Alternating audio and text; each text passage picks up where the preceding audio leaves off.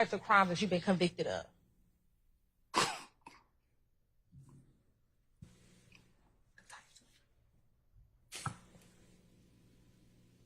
Driving without license. Okay. What else? Driving with suspended license. Okay. What else? Ran in front of police. All right. What else?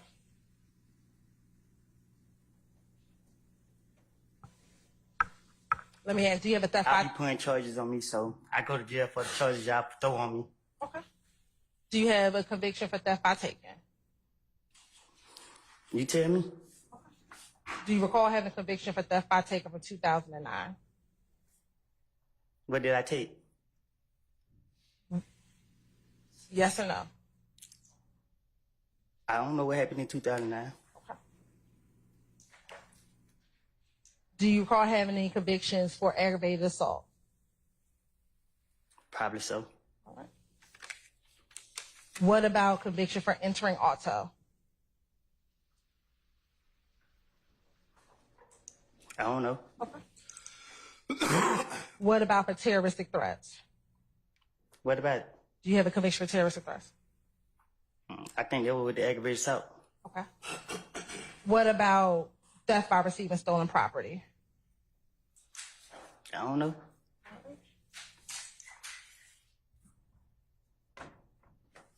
What about possession of a vehicle with altered VIN number? Never heard of that. Okay. And what about possession of a controlled substance with the intent to distribute? What's that? Did you ever take a drug charge recently? Oh, that's the charge y'all put on me. Okay. Did you plead guilty to that? I had to. All right. And did you recently plead guilty to possession of a firearm by a convicted felon? Y'all put that charge on me too. Okay. And did you plead guilty to that? I had to. All right.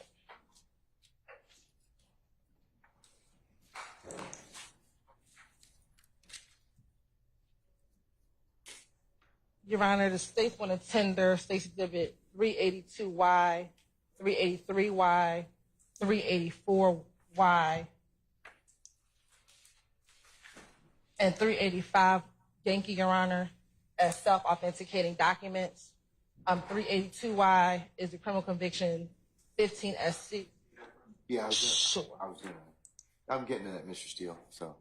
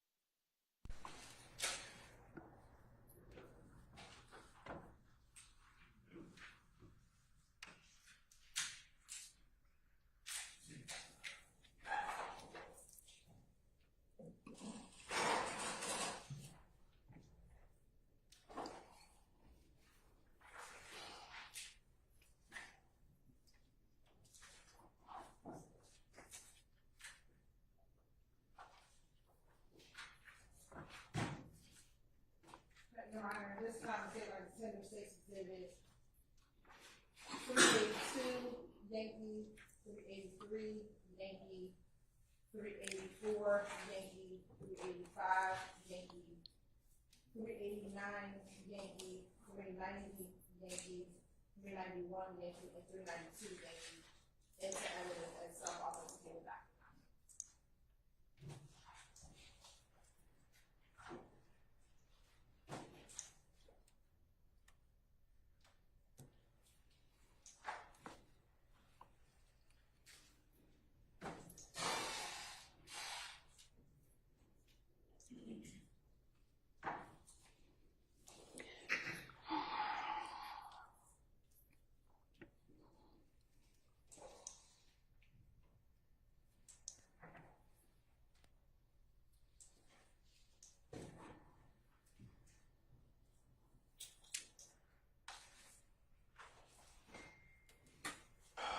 Okay, any objections to states 392 Yankee, 383 Yankee, 384 Yankee, 385 Yankee, 389 Yankee, 390 Yankee, or 391 Yankee? Yes, Your Honor. Which one? Not a complete objection, but some of those exhibits have strenuous plea forms in them. Okay, well, there's two things. Remember what I told you. There's the plea itself, and then later we'll take up the other stuff. Yeah. Okay. All right. Subject to further ruling, I'll admit 382 Yankee, 383 Yankee, 384 Yankee, 385 Yankee, 389 Yankee, 390 Yankee, and 391 Yankee. They may be published as you see fit. Thank you, Your Honor. And Your Honor, approach very briefly, please. Yes.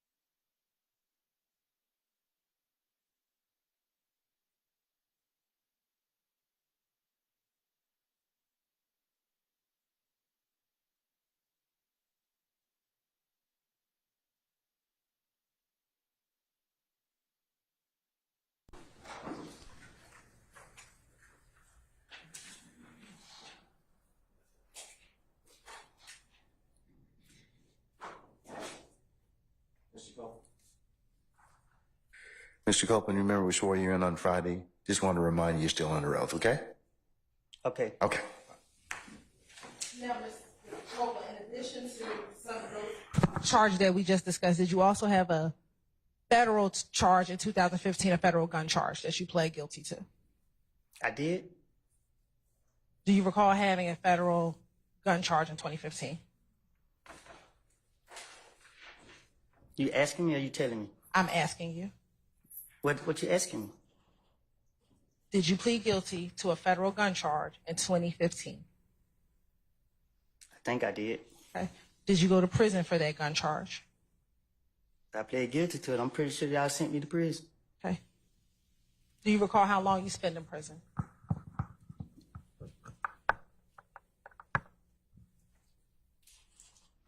You can remind me?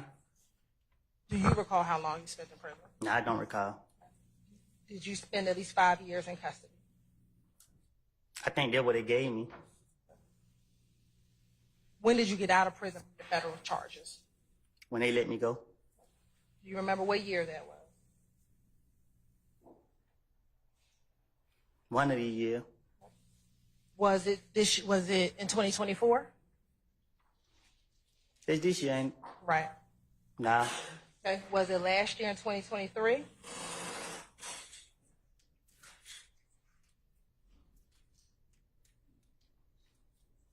No. Was it the year before that in 2022? I think I was in Rice Street. In 2022? I think. Okay. So then, did you get out of prison and then go to Rice Street? Y'all locked me up so much. I can't read. And let me say this: when we say Rice Street, are you talking about the Fulton County Jail? Yeah. Okay. But you went to Rice Street after you got out of federal custody. I went to Rice Street. Nah, I think I got out on the street. And then y'all locked me back up. All right. So then 2022, if you went into custody at Rice Street, did you get out of the federal custody in 2021? I got it feds in 2019. Okay. Thank you. Now, Ms. Coleman, do you have a nickname? You're smiling. Do you have Ask me a question? a nickname? Yeah. What's your nickname? Psycho. Okay. Do you have another one? Yeah. What's that? Woody. Woody. And do you have a way that you spell Woody? However people want to spell it. Okay. And how did you get your nickname? My mama. And when people refer to you, do they refer to you as Kenneth, Psycho, or Woody? All three. All three. Which one do they use the most? Objection, Your Honor. Relevance. Overrule, sir. That's not an objection, sir. Which one do people refer? Overrule, sir. He said speculation. Overrule, sir. That's right. People who don't know me that good call me Woody. Okay. And what about people who know you? They call me Kenneth. They call you Kenneth. Now I want to ask you if you know a few people, all right? First, do you know someone by the name of Shannon Stillwell? What's his nickname? SB. Or Shannon?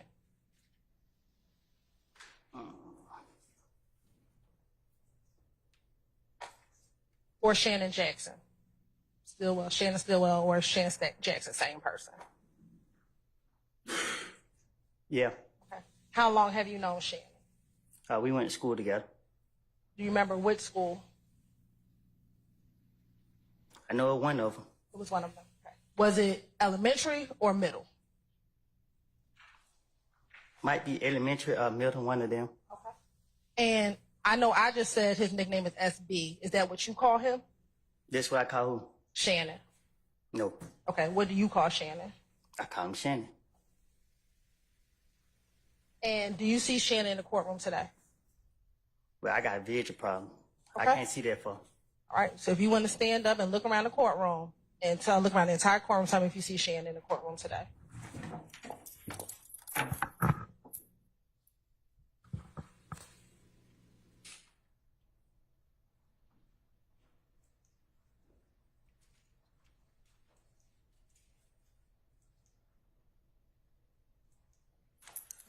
Do you need to sit down? Nah, I give him light here. They ain't had nothing to drink. Okay. Do you want some water? You gonna give me a drink? I'll get you some water. I don't drink water. Well, I don't have nothing else for you, but I will put some water up there for you. Who am I looking for? Shannon.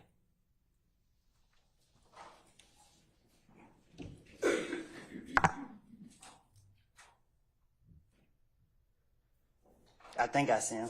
Okay. When you say you think, you can have a seat. When you say you think you see him, what do you think he's wearing?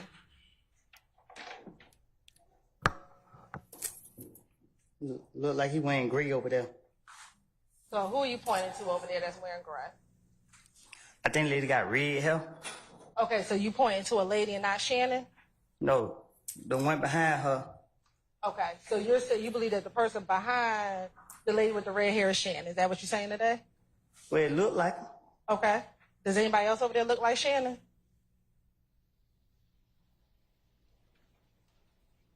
Yeah. Okay, who's the other person who looks like Shannon over there? He's standing behind the bald head dude right there. He's standing or he's sitting? Sitting down, I guess. Okay. What's his hairstyle? Bald head. So you're saying Shannon's the one with the bald head, or he's sitting No, behind he's sitting him? behind the dude with the bald head. I think it's him. Okay. It's two people with dreads. I can't see. I just see dreads. Okay. Let me just ask you this: is Shannon from Atlanta? I don't know. When you first met him, where did you meet him at? Was it in school? Who?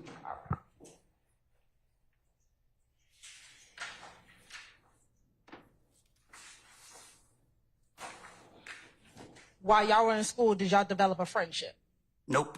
Okay. At some point in time, did you ever develop a friendship with Shannon? Yeah. Okay. When was that? I don't know when, but at one point we became cool. Okay. And when you say cool, what do you mean? COOL. I didn't ask you to spell it. I asked you what you mean. Well, we became cool. I don't know what you mean. I don't know. Did you look at him as a brother? Was he an acquaintance? Was he just someone you talked to on occasion? When you define cool, what was your relationship like with him? Oh, just a dude in the street. That's it? Did that develop over time? Say that again. You said he was just a dude in the street. Did that relationship develop over time? Where he became more than just a dude on the street? I guess. Okay. And when you say, I guess, what do you mean? What you mean? What do I mean?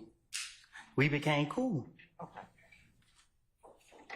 During the course of your coolness with Shannon, did you meet any of his family members? Say that again. As your coolness of your relationship developed, did you meet any family members of his? No. Never met any of his family members? I never met none of his family members. Okay. What about any of his girlfriends? What you mean? Have you ever met any of the people he ever dated?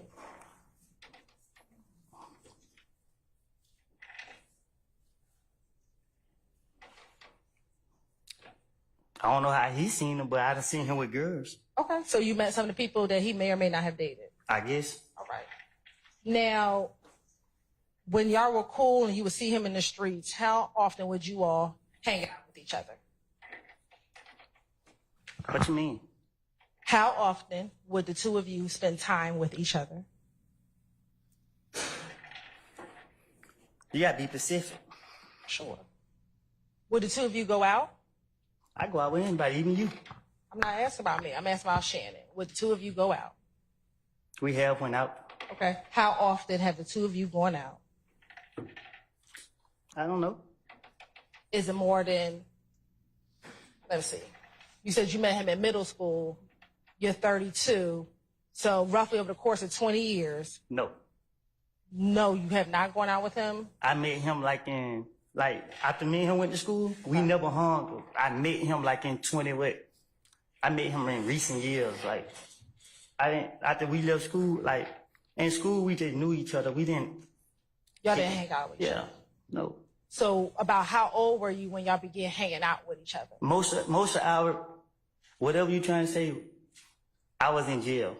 So But prior to you going to jail, did you hang out with Shannon?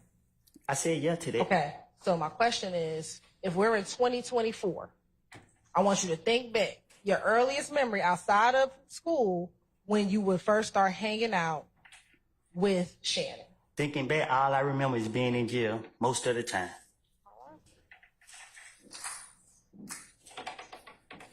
Were you in jail in 2014?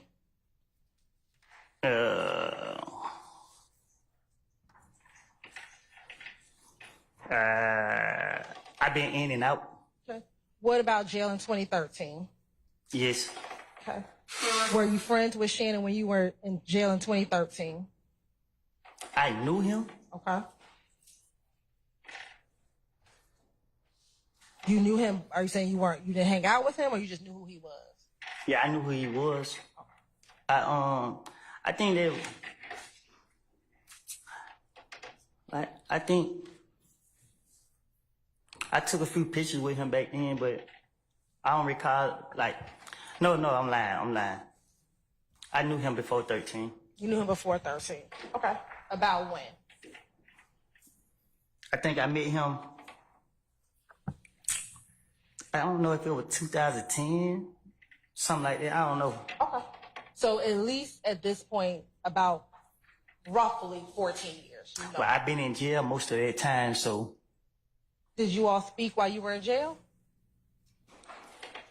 a few times. So your friendship didn't stop just because you went to jail. What you mean? I stayed. Did your friendship stop just because you went to jail? Who Or determined when a friendship start and stop? I guess you would. I will. Yeah. So did your friendship stop? Or your coolness, because you said coolness. Did your coolness stop with him when you went to jail? Well, you know, in jail, out of sight, out of mind. One day I probably called or something. I don't. Okay. You're on permission to approach?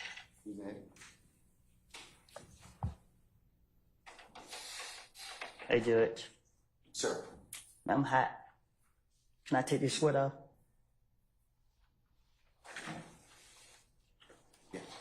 We have to go into recess for school. Do it right there.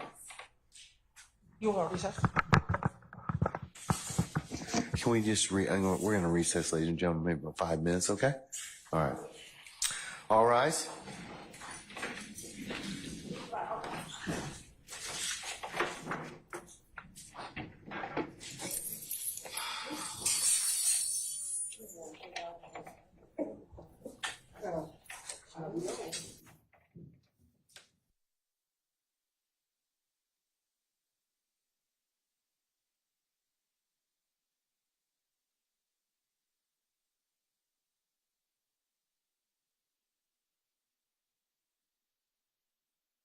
Go ahead and get your okay. All right, ladies and gentlemen, please be seated. We're just going to recess in place.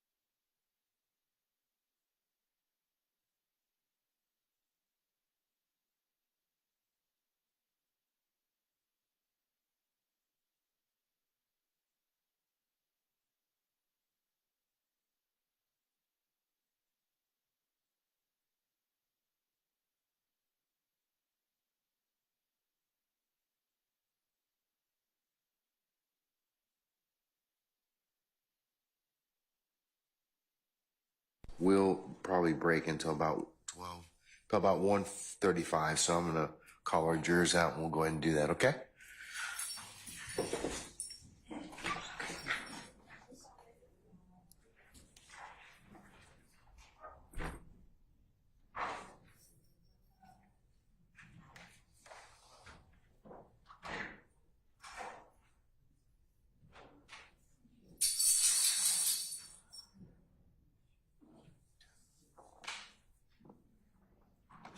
All rise for the jury.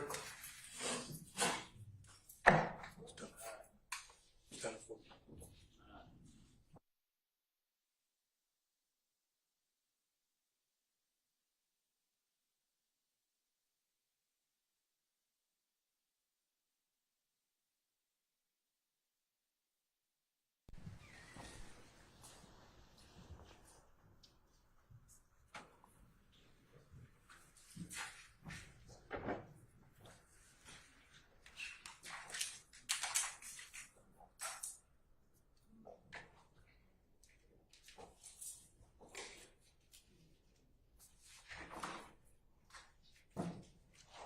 Our jurors are present and accounted. All right. Thank you, Lieutenant Walker. Ladies and gentlemen, please be seated.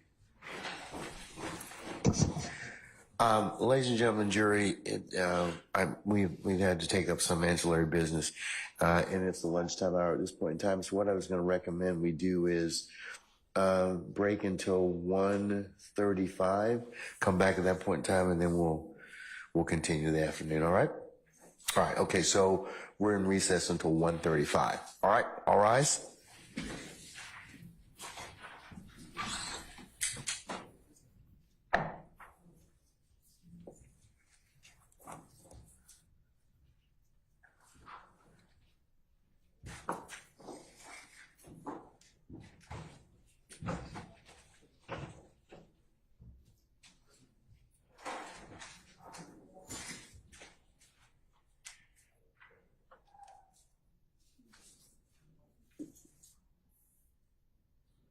All right, folks, we're in recess. See you then, back at 1:35.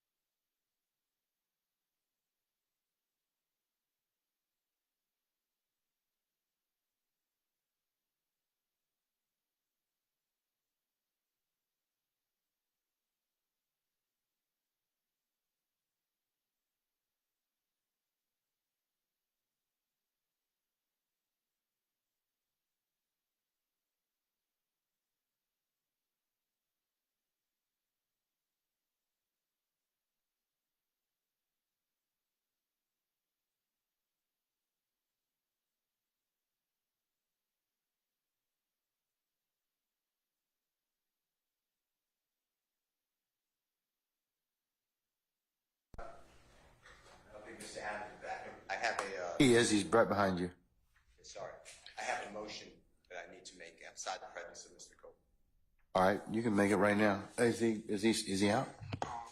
Let me know when you get down to the, Where, is Mr. Copeland out? no, he's upstairs. Okay, good. All right. Yeah, come on down. Don't come in the courtroom. Come when you get to that.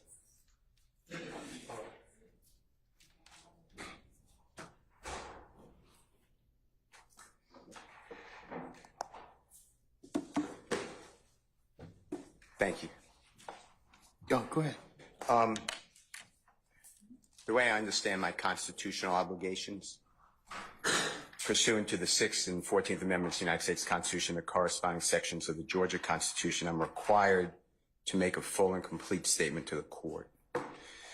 For the record, and if God forbid this goes up on appeal for the appellate courts or another tribunal, commission, or administrative body, I was told, based upon information and belief, that when we arrived at 8:30, 9 o'clock today, we did not come into your courtroom until almost 11:30. And what I found out just recently, this is not waived, is that supposedly in chambers, this honorable court reporter at times, honorable court at times, district attorney or district attorneys from the DA's office, as well as investigators, sheriff deputies, Mr. Copeland and his counsel met together. None of the defense team, to my knowledge, was aware that this was going on. It was told, based upon information belief, that it was told to the district attorneys that Mr. Copeland intended to plead the Fifth Amendment. Then I was told, based upon information belief, that Adrian Love, the lawyer for Mr. Copeland and this court, were together, and Ms. Love made representations that John Melnick supposedly spoke with some attorneys for the accused and wrote an email to Ms. Love, to Adrian Love, stating that Mr. Melnick does not represent the witness, and that Mr. Melnick wrote an email saying F you, and then somehow that email was CC'd to me. That never... Mr. Steele, can I interrupt you just a second? I'm kind of disturbed because that's ex parte. All that was an ex parte conversation. How did you find out about any of that? Well, I'm disturbed too, and the reason I'm asking you a question. How did you find out about it? I'm going to answer you the question. Okay. Scuttle, if you look at SCUDDER versus State, which is 298 Georgia, 438, it's Division 2, 782 Southeast 2D 638, 2016. Our highest court says when a court meets, because Mr. Copeland comes in, meets with the court supposedly made statements, which I assume is somewhat accurate based upon what you just said. We're entitled, Mr. Williams and every other person wrongly charged here is entitled under the Georgia Constitution to be present. That's a critical stage. It's just like when you meet with me, and you and Mr. Adams meet with me, and others have met with me. It's those are ex parte for a lot of different other reasons, but I will certainly note that for purposes of record. Well, I'm going forward. What I was told was that Mr. Copeland said... And you haven't answered my question yet. I'm not going to answer that question. You're not? No, I will not answer that question. Why will you not answer that question? Because I want to make sure that what I say is accurate, and I'm not trying to... No. I'm asking you, how did you get this information? I'm not telling the court. What I'm saying is based upon information... Okay, well, listen, if you don't tell me how you got this information, then you and I are going to have some problems. We can have... I have problems right now. Okay, I know. Look, I don't want to know about your problems, okay, at this point in time. All I'm asking you at this point in time is, how did you come upon this information? Look, if the case gets reviewed, the record's going to be available for our appellate court and for whatever reason. But it's disturbing that how somehow you have surreptitiously gotten information in regards to the court's private ex parte conversation with a party. I mean, a party? Yes. A witness who was sworn in Friday? The court's telling, this is what I was told. If this is not true, not true. This court handed Mr. Copeland... Tell me how you got the information. Listen, whatever you want to do... Tell me how you got the information, then we can go ahead and go forward. I'm not going to say that. What I'm going to say is this. I was told, and I hope this concerns the court. It concerns me that you have proprietary information. Why is it proprietary? Or information that you should not be having that was ex parte. Why? With a party Why? State of Georgia. How about the witness?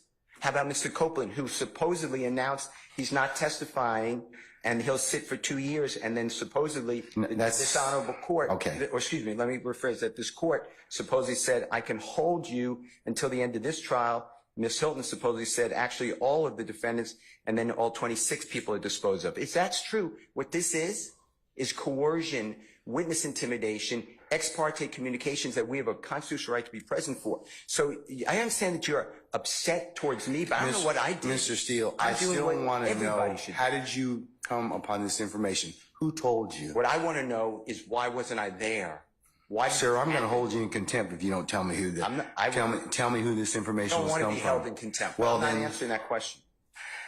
That's attorney-client privilege information. I am not answering. attorney-client privilege. Unless you were in my chambers, that's the only way you can figure out. I am telling I tell you you- what, I'm going to give you 5 minutes. If you don't tell me, Don't have to. If you don't tell me who it is, I'm going to put you. But let me- I'm going to put you in contempt I because understand. that is not attorney-client privilege.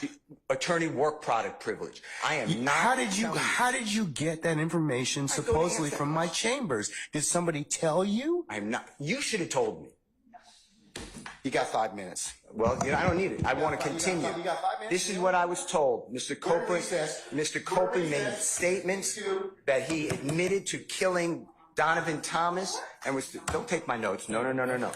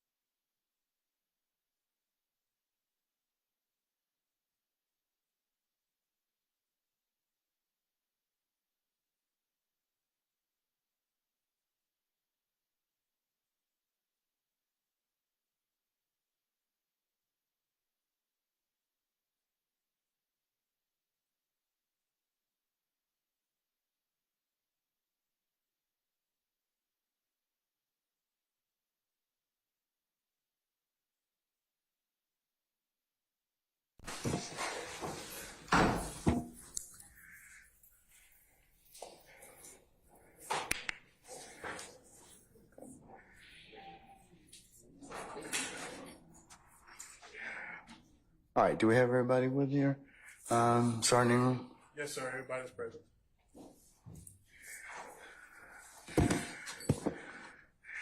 Okay, Mr. Steele, would you take the podium, please, sir?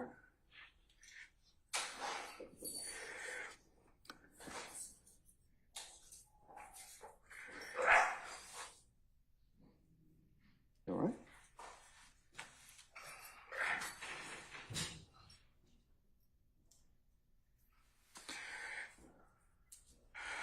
All right. Mr. Steele, before I recessed, I asked you, how did you get this information? And it is not covered by work product. There's only one way you could have gotten it. So I'm going to ask you again. And I respect that, and it gives me no joy, but as you know, Georgia Rule of Professional Conduct, please check me. Rule 1.6, comment 5 reads, and this is what I have. 1.6. I know what the rule says, but here's the thing. Well, let me just. You need to please tell me who you got it from. I'm not asking you sum and substance of anything as of yet, okay? But I need you to tell me how you got the information. If you don't tell me how you got the information, I'm going to hold you in contempt. I understand, and I don't want to be held in contempt. And I don't want to hold you in contempt, but this is so sacrosanct to have a conversation in my chambers parroted to you and others. It is that serious. Yeah.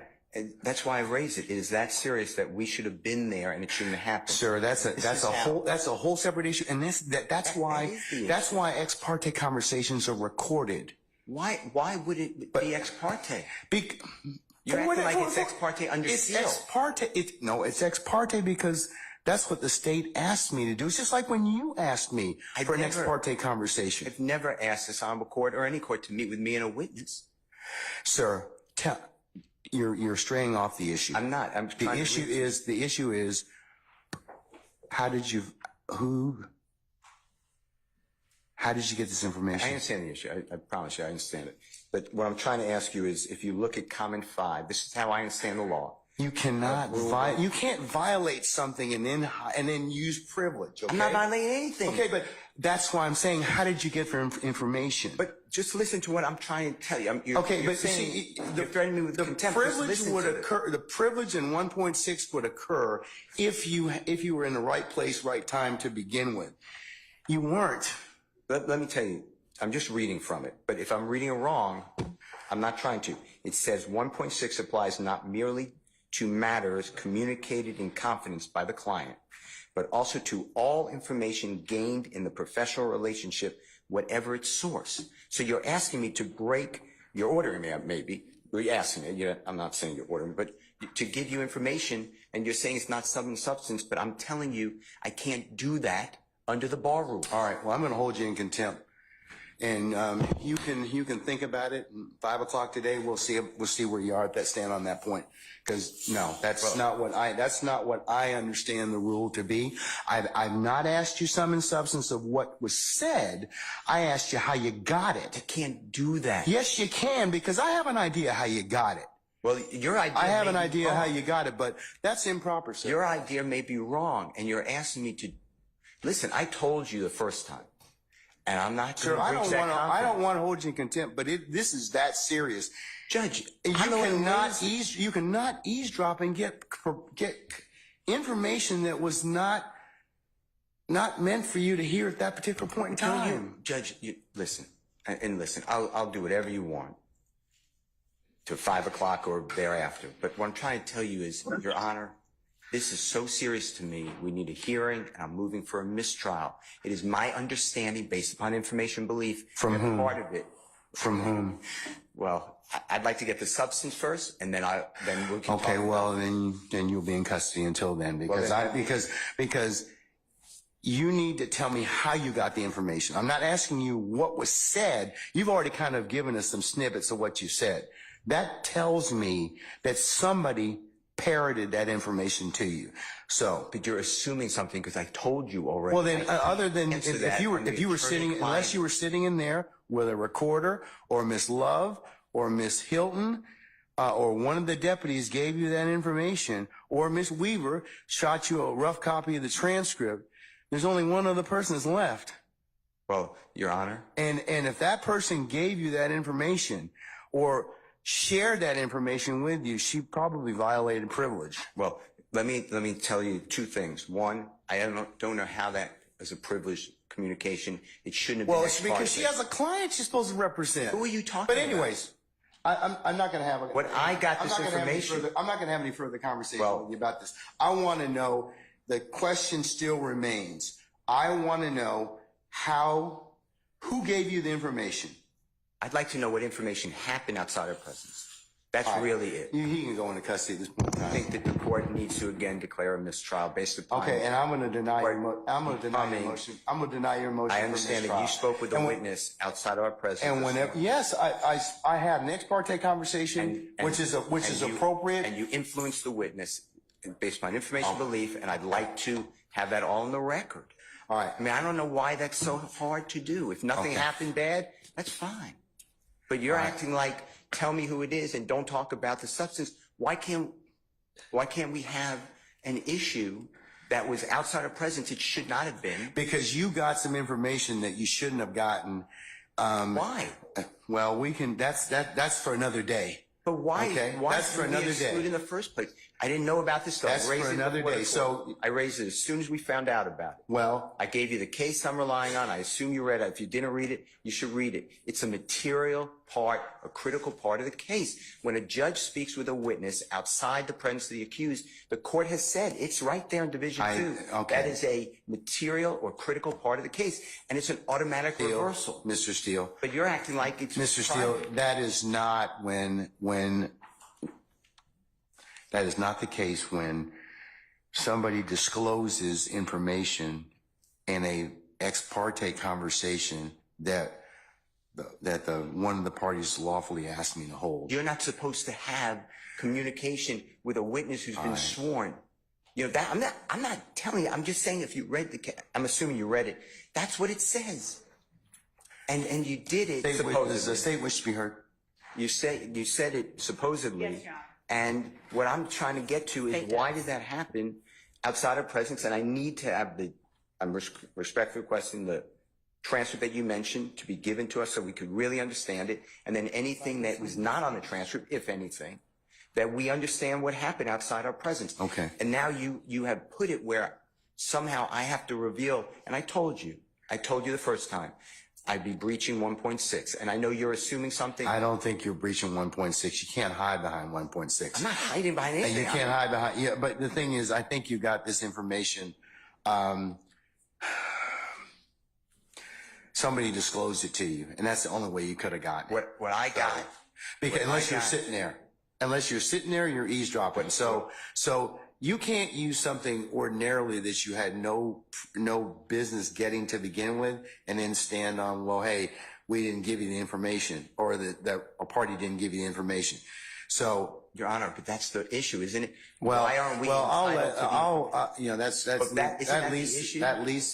that leads to be told. But State, do you have right anything now, we don't know Mr. Steele. why we were excluded from that. Mr. Steele, and I want that information stop. because Just Mr. stop. Williams' constitutional right Just under stop. Georgia Constitution. Just stop at this point in time, because Article 1, Section 1, paragraph 4. you've already said that. You've already said Georgia that. Constitution, and we have the right to be present. All right, Mr. And we're not waiving anything. Yes, Madam, Ms. Love.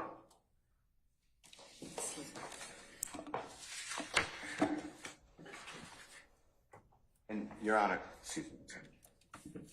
And I know I said this previously. Yes, sir. But we are not accepting any proffer from Ms. Love. Okay, excuse me. Okay. All right. Yes, ma'am. Your Honor, I am disturbed by Mr. Steele's representations to the court. The court has inquired. We have no way of knowing what it is or who it was that disclosed information that was contained within an ex parte conversation. Not only was there an ex parte communication between that we requested as a state to be on record with the court, but there was communication made, I believe, to a person and his lawyer. I don't know that the reason that counsel took the podium was to address that particular issue so much as it was to try and assert an inaccurate, what he calls fact, and put it out there in the open as if it were true. But we certainly have the right to request ex parte communications. That's why we ask that the court reporter be present. This is a matter that the defendants did not have a right to be a part of, as this was a matter regarding a civil contempt that the court imposed upon a person for not obeying the court's directive. The state read the case that Mr. Steele cited. It does not stand for the proposition he asserts that it does.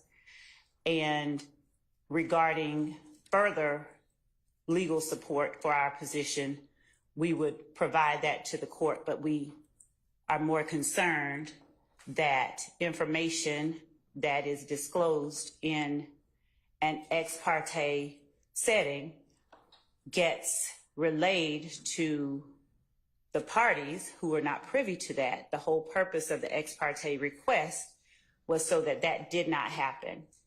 And we expressed on the record our concerns and our reasons for concern regarding that. We believe that without more information about how that information got relayed to the defendants, we cannot make the kind of assertion I'd be inclined to make. So before making the next set of assertions, I would need to know how that information was made privy to them, to counsels for the defendant. We did not act inappropriately or outside of the rules of professional responsibility. And if need be, we will reach out to the state bar ourselves and ask what the appropriate remedy is for everything that has happened over the last 2 days, well, the last 2 work days, because we are extremely concerned. We have observed a number of actions on the parts of a number of people that I am not comfortable stating publicly at this time, but that would appear to call for being addressed in some other way.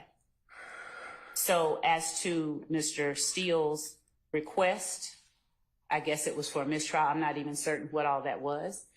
I think it was probably more to make inaccurate assertions on the record public to whomever was within listening shot of his voice.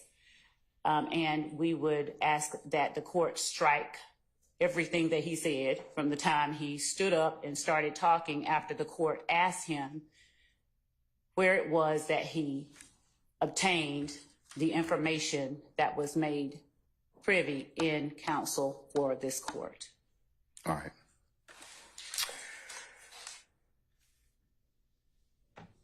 And regarding Rule 1.6, Your Honor, we read 1.6 as standing there. 1.6 in no way shields Mr. Steele's answer that the court requested he give.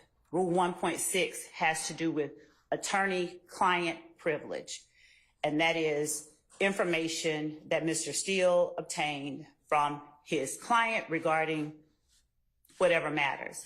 I don't know if the information was leaked to his client from someone who was in chambers, or if the information was leaked directly to Mr. Steele.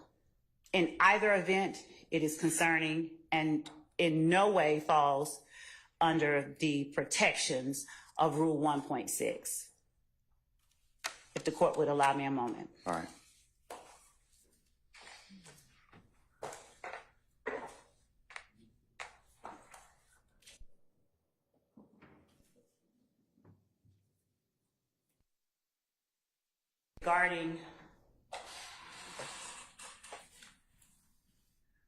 Regarding further appropriate remedies, Your Honor, we would ask the court for an opportunity to further look into appropriate remedies for circumstances such as this, apart from what the court has already said, because it's grave enough when information is leaked from within the court's chambers regarding a matter that has been requested as ex parte, and we would ask for the opportunity to present to the court additional appropriate remedies that we believe are available. All right.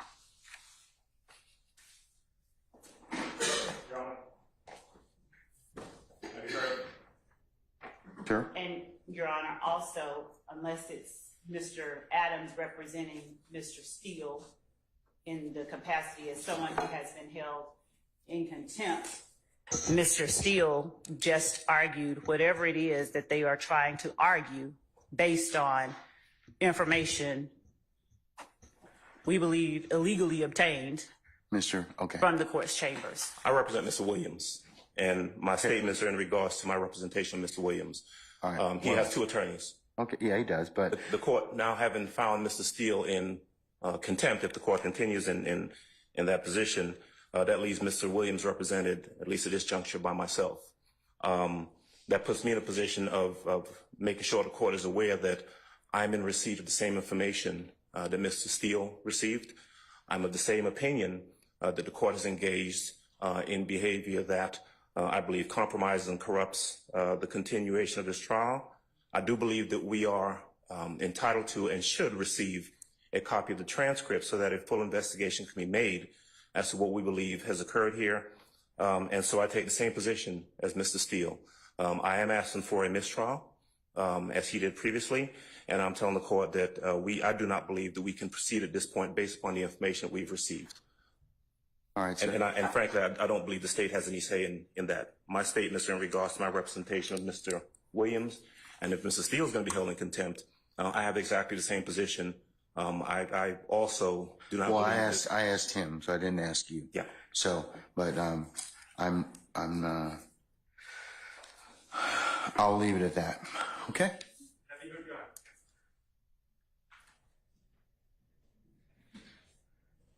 What is it, Mr. Sharp? Thank you, Your Honor. As you know, I represent Shannon Stillwell. On behalf of Shannon Stillwell, I am going to be moving for a mistrial, first and foremost. I just want to clear up a few things that have been said. Today, we were instructed to come 8:30 for a 9 o'clock start. I would not be honest with the court if I said I was here at 8:30, but I was probably here at about 8:40.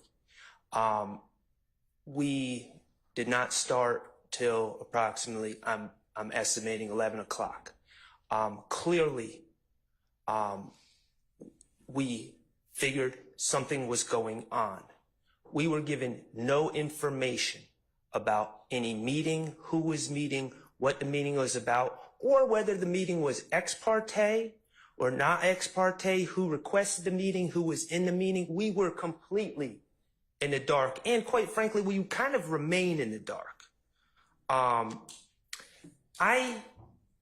am not a false accuser, okay? I do not just willy-nilly accuse people of things.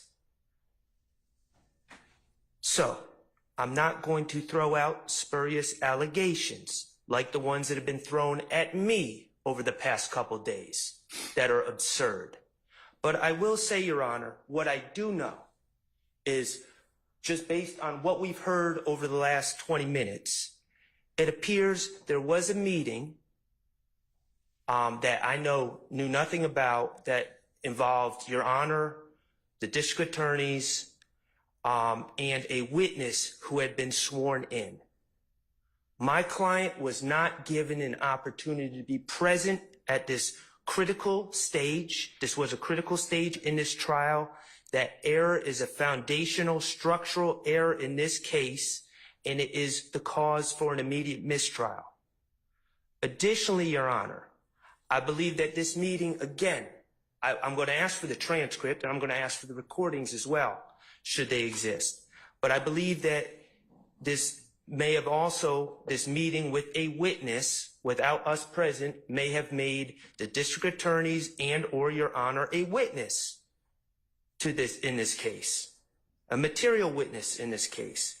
And finally, Your Honor, I'm going to ask for as soon as possible, I'm going to ask that these proceedings be halted until we can obtain an accurate final transcript for what occurred where none of the defendants or defense counsel were present for, and also the recordings of that meeting so we can see where we are. Again, I'm not going to sit up here and make false accusations or spurious allegations, but I do think we need to figure out what happened. We need to be in the know and not in the dark about what happened when a meeting occurs with a witness that has been sworn in.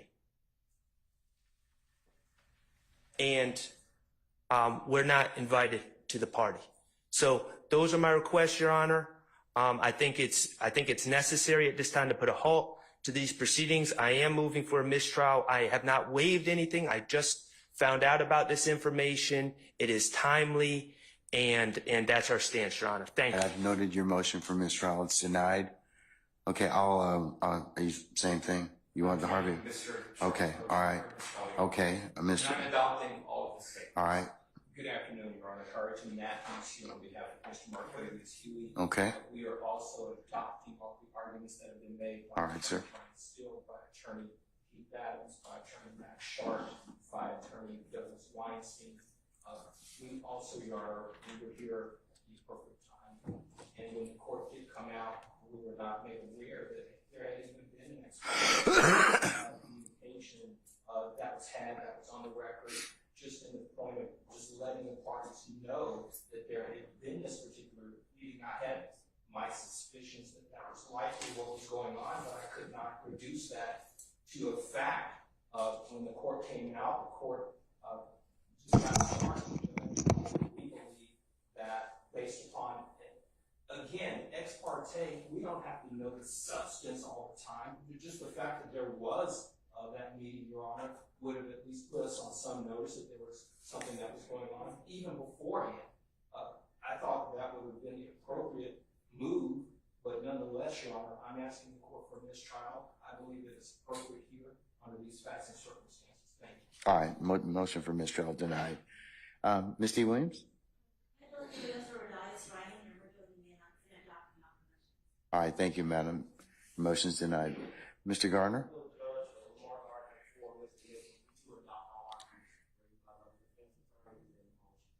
Okay, so noted. All right. Okay, Mr. Steele, last time. Who told you? All right, Mr. Steele's in custody. And once he clears the area, we'll go ahead and get started. If by that point we'll get started and resume the trial, Your Honor. Yeah, we're going to continue. I'm not caught nothing. I'm not going to participate in the trial without the Steele and You don't have that luxury at this point in time, sir. You don't. You don't. You don't have that luxury. You don't have that luxury at this point in time. You don't. Without the court addressing the issue that we believe is germane. Sir, you all are really getting yourselves cross purposes at this point in time. I don't believe so. Sir, I'm telling you, you are at this point in time. You made some things out of nothing. I think that you're on very precarious ground at this point in time. So I'm telling you at this point in time, he's in custody. We're going to go ahead and start. You can represent Mr. Williams. That's okay. That's fine. I'll take up the other stuff as needed, but I'm not going to take it up right now. Respectfully, I will not. Say again? Respectfully, I will not. I cannot. Sir, you have to. Well, You're gonna have to do the best you can at this point in time, because you don't get to extort the court. That's what you're attempting to do at this point in time, sir. Yes, you are. What you're trying to do is, I'm not going forward if I don't get this. You know, it doesn't work that way, Mr. Adams. And I'm telling you at this point in time, I would just kind of govern yourself accordingly, sir. I'm telling you, as the court, under these particular circumstances, everything will come out as it should. I don't think,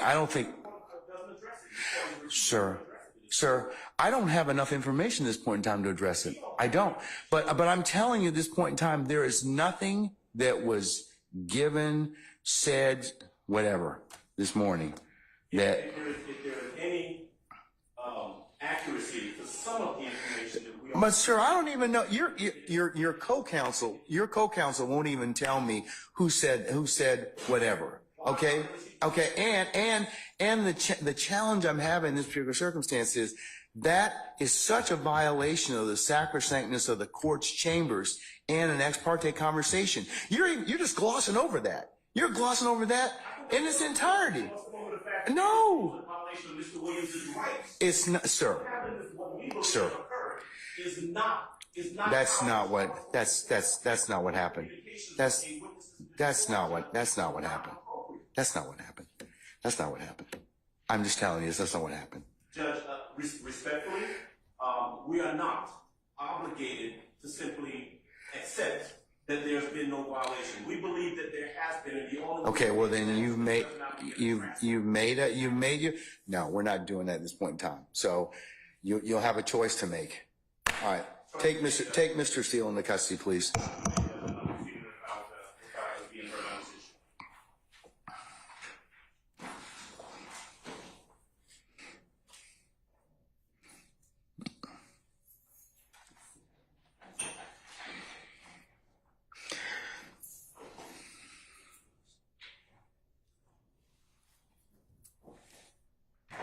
Your Honor, would the court afford me one moment to confer with counsel regarding the appropriate remedy in this type of Okay, all right.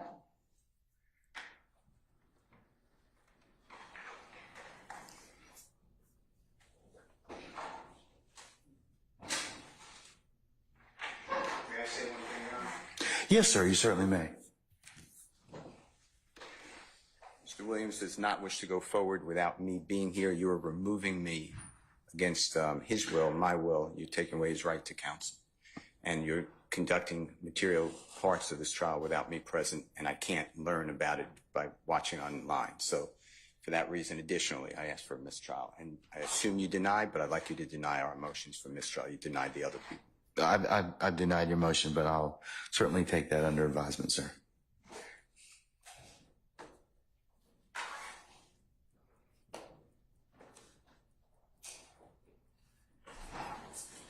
We're going to be in recess for the next 5 minutes.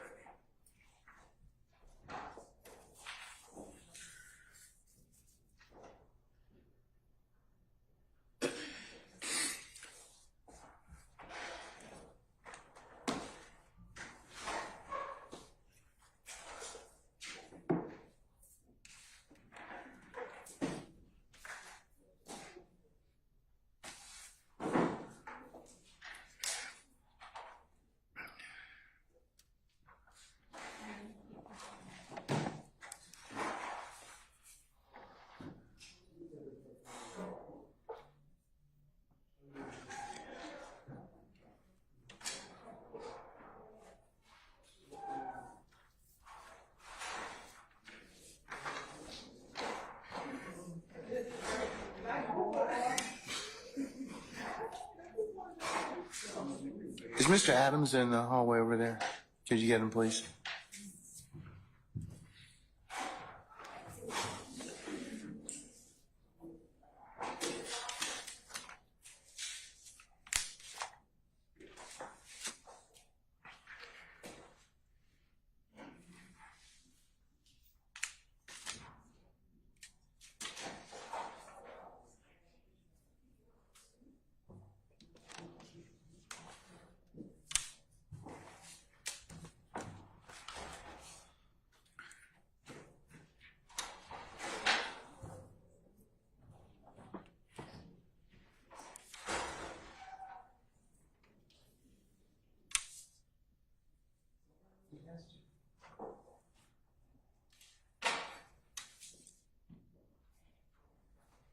He's refusing to come in. Is he refusing to come in?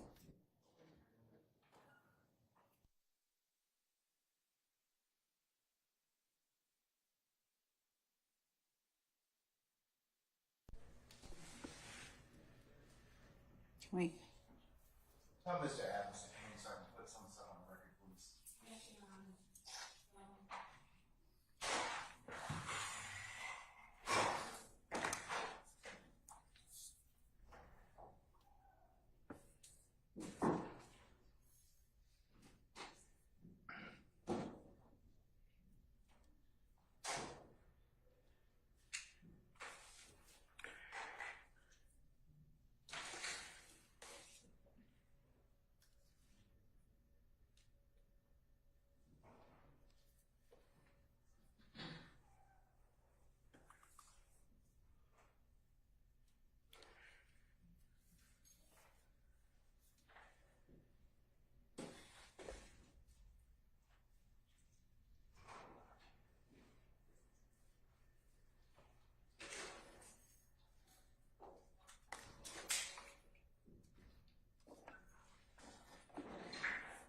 Your Honor, Mr. Adams is present.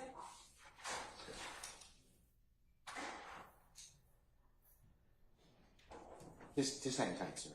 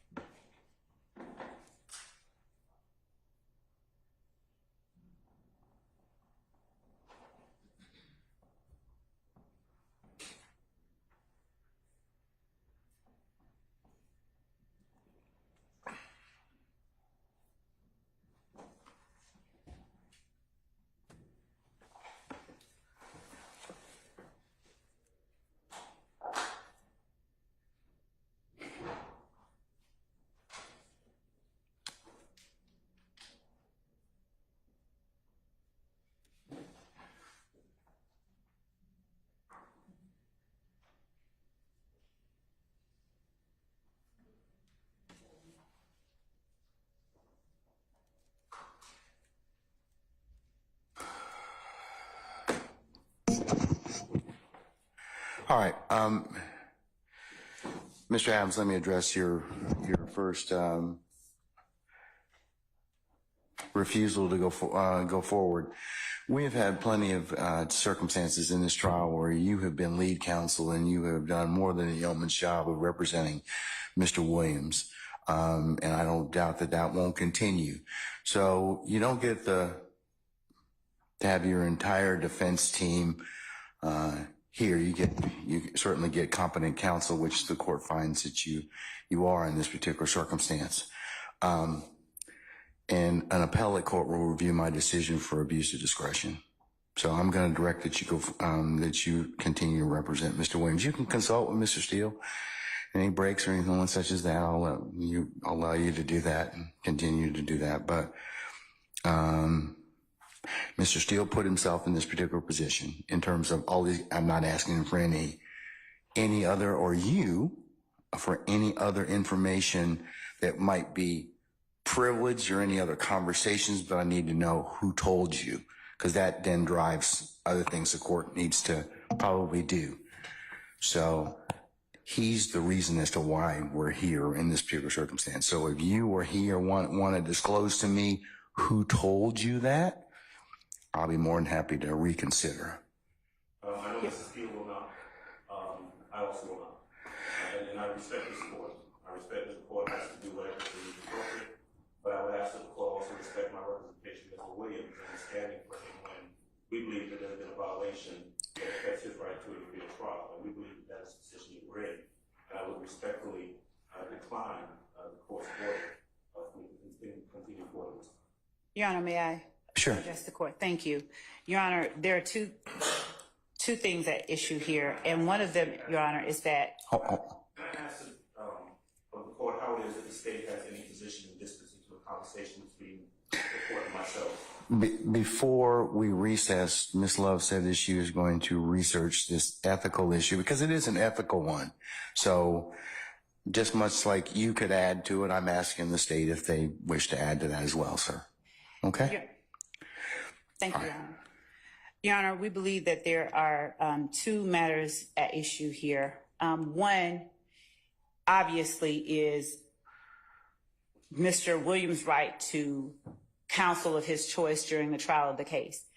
We believe that the court has the discretion to fashion any remedy, any punitive remedy for contempt that it chooses. We would ask that the court fashion a punishment for the contempt that affords Mr. Williams the right during these proceedings while court is in session to both counsel for both of his counsels. For Mr. Steele to be present in the courtroom, he can still be held in contempt. But for Mr. Williams to have representation of both Mr. Steele and Mr. Adams while court is in session, and that the court's remedy does not affect his ability to have his counsel of choice represent him during this trial. We believe that it will need that. So far, this issue alone has needlessly delayed the trial of the case, and we believe that it may be in someone's best interest and in others not in their best interest for that delay to continue. So we would ask that the court, notwithstanding the finding of contempt, allow both Mr. Williams, Mr. Steele, and Mr. Adams to be present while these proceedings are going on and while court is in session. I think that would be appropriate under the circumstances. And Mr. Steele, certainly I can inquire about before the end of the day if he wishes to disclose that information that I've asked him, then he certainly purges himself of that contempt. So yes, that's fine. We'll go ahead and do that. And the second thing that I wanted to put on the record is that there was no substantive communication with any witness in this case outside the presence of any counsel for the defendants or any defendants in this courtroom. The matter, Your Honor, if I may finish, the matter that the state requested an ex parte audience with the court regarding was a matter to which no one to my right was a party. It was a civil contempt matter, and the parties towards that civil contempt, the state, which moved the court to compel someone to do a thing, the court compelled, and the state said, Your Honor, we're asking if the court, if they don't comply, that the court hold that person in contempt. That was a civil contempt matter. Nothing substantive was discussed. Everything was recorded, and the representations made, at least by persons who were present to the state, is that when questioned or queried about it, is that that person was told or asked whether things occurred, and that person relayed that no substantive communication took place during that meeting. So that is the second matter. And first and foremost, we just ask that the court, again, allow both counsels for Mr. Williams to be present when court is in session so that we don't delay these proceedings further. All right. That's fair enough. Thank you. Okay. Your Honor, Mr. Sharp? the ability for the state to paint themselves as the victim constantly in these matters is unbelievable. We are the aggrieved party. Sir, we can't hear you. My client, Shannon Stillwell, and these other young men sitting here as defendants are the aggrieved parties. We were not present. I would like to reiterate. But here's the problem. Here's the Your Honor, can I just Mr. Sharp. Here's the challenge. You got the information in a way that was not lawful to begin with, sir. That doesn't alleviate the information or make it less valid or invalid. So, because we record these conversations so that they can be reviewed later. We didn't have any conversations that were not recorded. And if you heard of other conversations that were made, I don't know how you would have gotten them otherwise, because somebody had to tell you. Okay, well, all that's great. And like I said, if and when the case gets reviewed, an appellate court will make those decisions. But at this point, my client is the aggrieved party. He was not present. If that violated his Sixth Amendment right to be present. Okay, and that's your argument, sir. That's your argument. That's your argument. One other thing, Your Honor. That's your argument. All I'm asking for is some sunlight to come over these proceedings. Sir, this is not an open meeting. This is not a sunlight situation. Release the transcript and then we can see, because we do not accept Ms. Love's representation. Okay, you don't accept the court's representation? I'm telling you. Like the transcript. I'm telling you at this point in time, when the case is reviewed on appeal, if I am wrong, then certainly the appellate court can tell me, and certainly there are other bodies in Georgia that certainly my conduct can be reviewed by. But at this point, I'm telling you that's the sum and substance of it. We are trying this case right now to win this case. We are not playing for an appeal. We would like a fair shot at this case right now. We would like the transcripts. We all know that the appellate process in this case is probably going to take decades. Okay. Well, So at this point, I'm, like I said, I need to have a little bit more information in order for me to kind of make some other decisions in this case. Not saying that you may or may not get that information, but at this point, there was nothing that was improper about in the ex parte conversations. The court's more concerned about is the disclosure.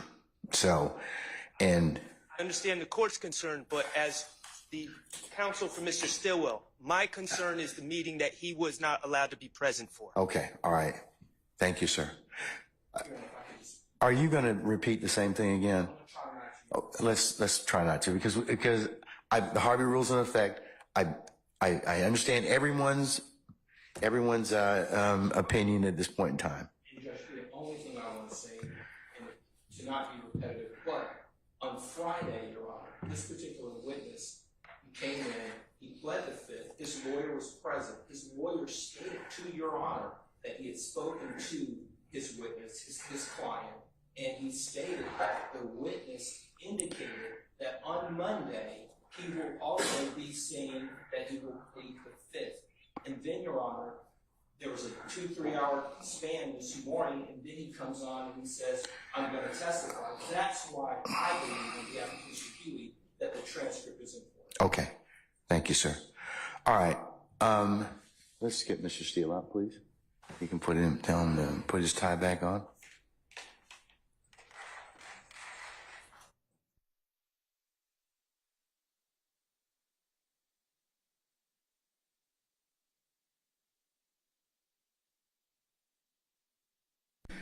And then we'll go ahead and get started at that point in time, okay?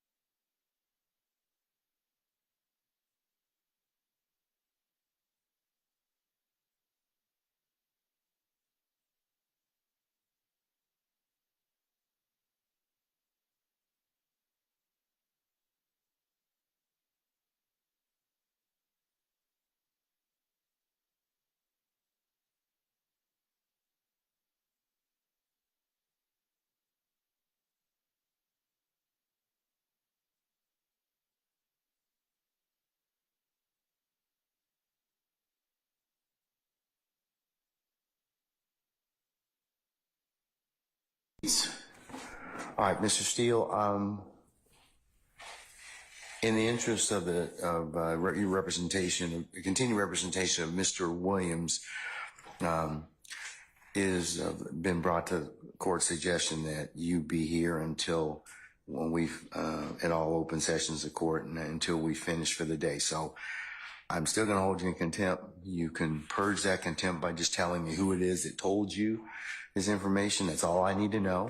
But at the end of today, I'll ask you that question again today. We did not take up any business in your absence, other than Mr. Adams eloquently saying that he was not going to go forward without having you present with him. So, and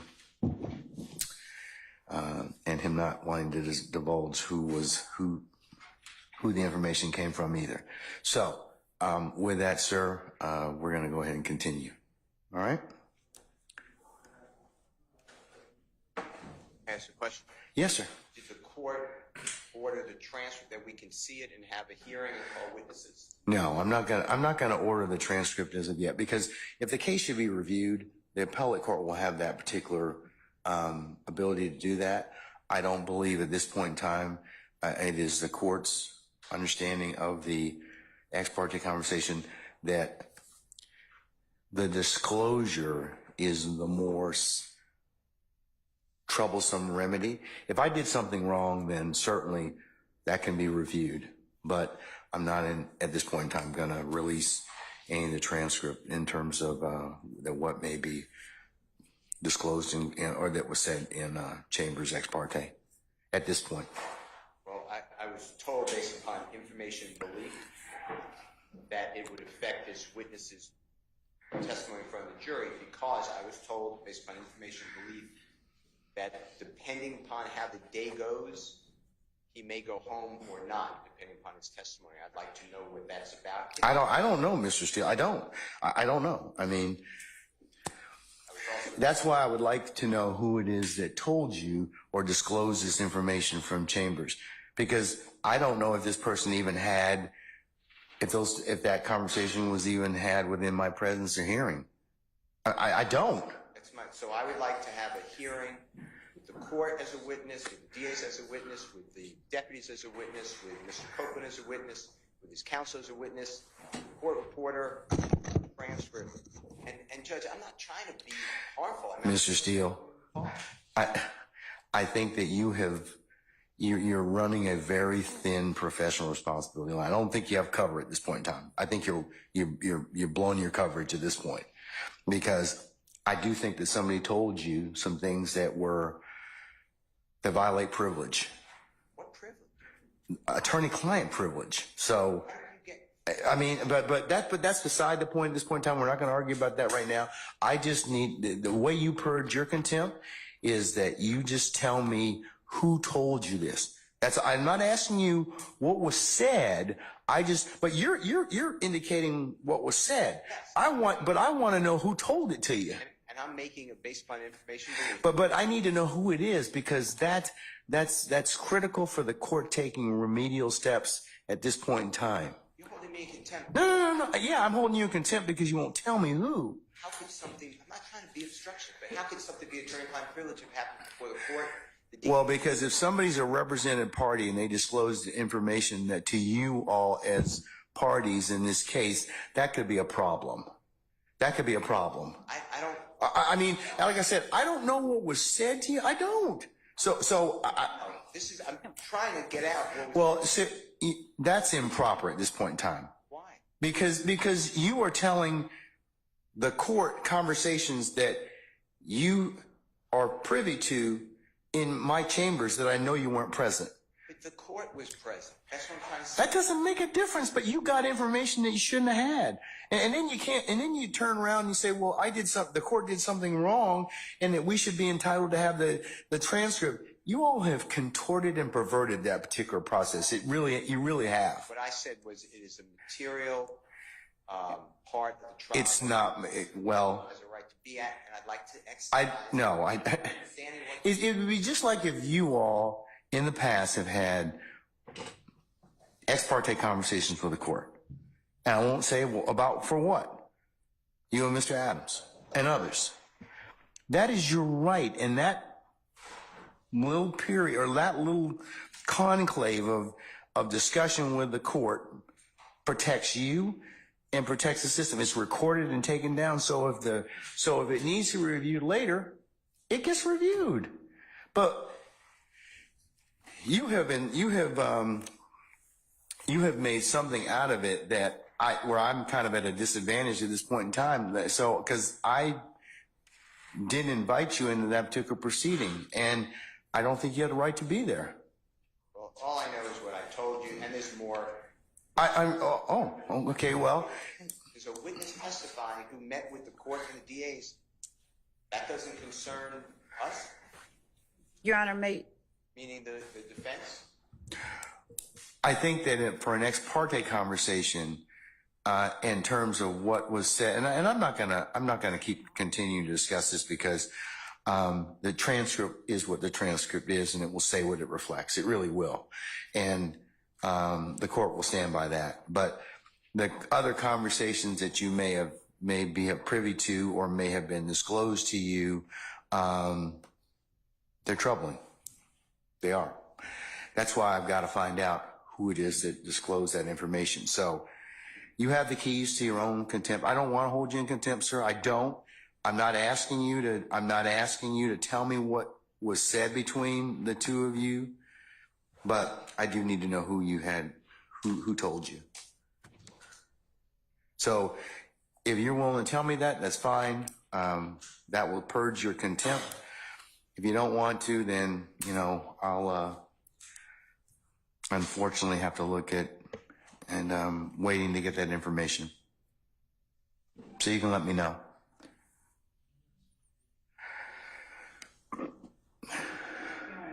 Did the court put this in order? In terms of what, sir? I suppose contempt. yeah. It's criminal contempt. It's sua sponte criminal contempt, sir. You don't get to appeal from this.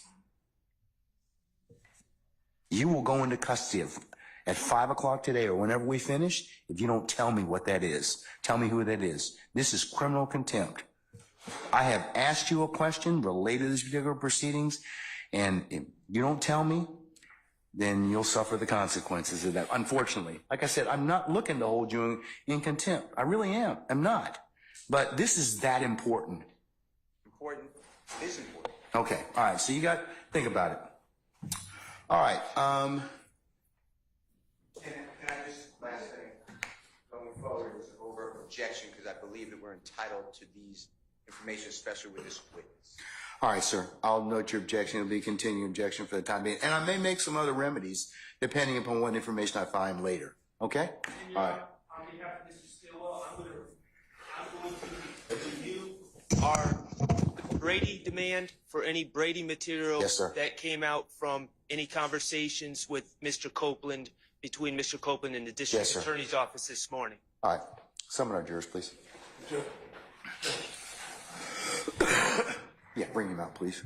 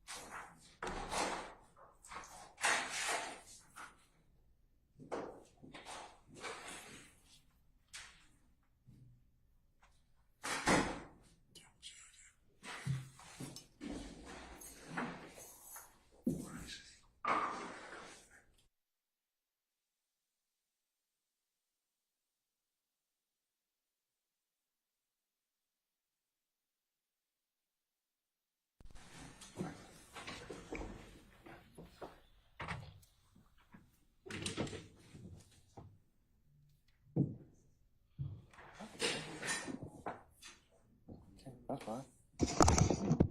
Summon our jurors, please.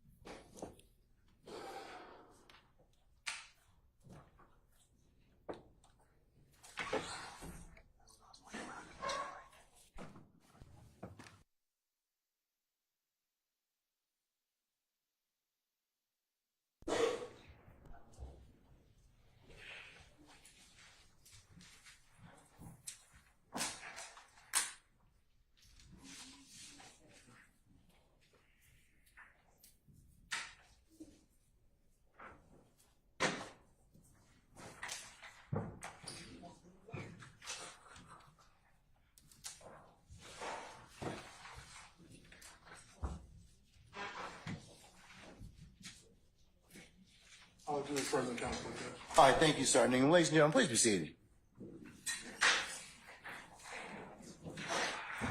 All right, Ms. Hilton, go ahead, madam.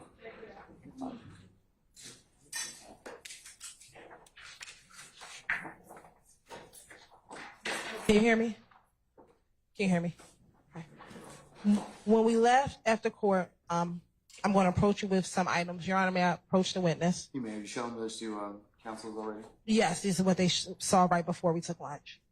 Mr. Copeland, I'm going to show you what's been marked as State's Exhibit 350Y, 351Y, 342 Yankee, and 356 Yankee. Can you take a moment and look at those pictures?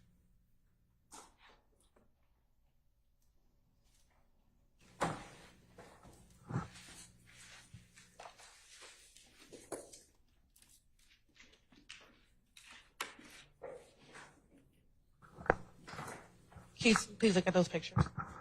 Do I have to look at them? Yes.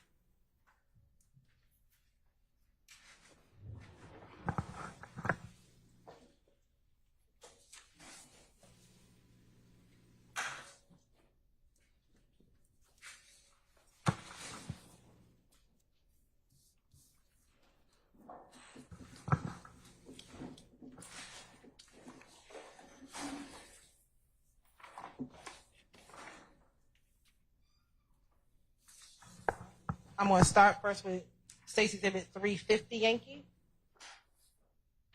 Tell me if you recognize individual in State's Exhibit 350 Yankee.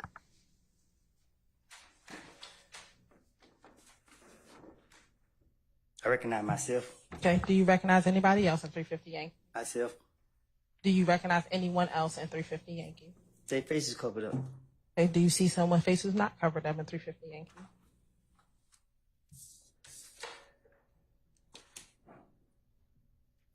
Yeah. Okay. Do you recognize who that person is?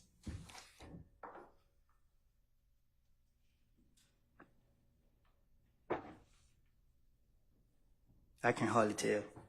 Okay. Is that Shannon Jackson? Your Honor, at this point in time, I'm turning to impeachment.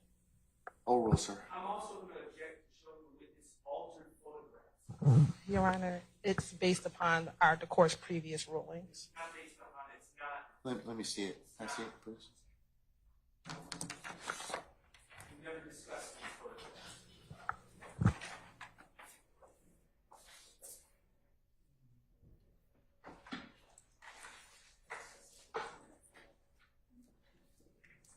Chris, do we have 350?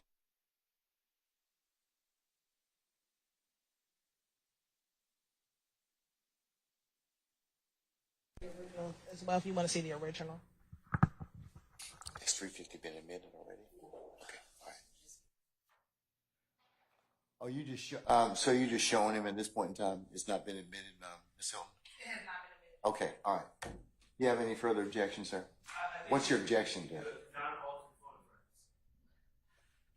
No, that's not an objection. What's the basis for your objection, sir? Do you have an objection as to the photo itself? Huh? It's not best evidence. It's improper to show that photograph of the witness. Your Honor, I'm not sure what Mr. Shaw is calling altered. The only thing that has changed is based upon previous objections. Oh, y'all want to come up?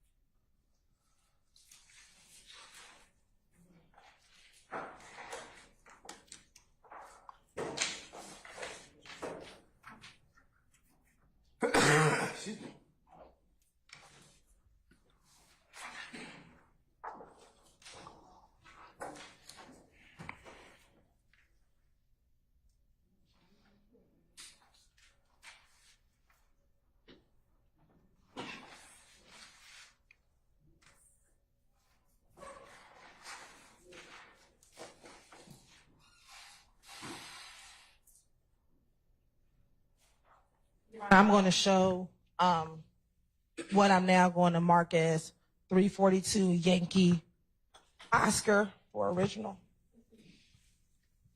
Mr. Shard, do you want to come and see these?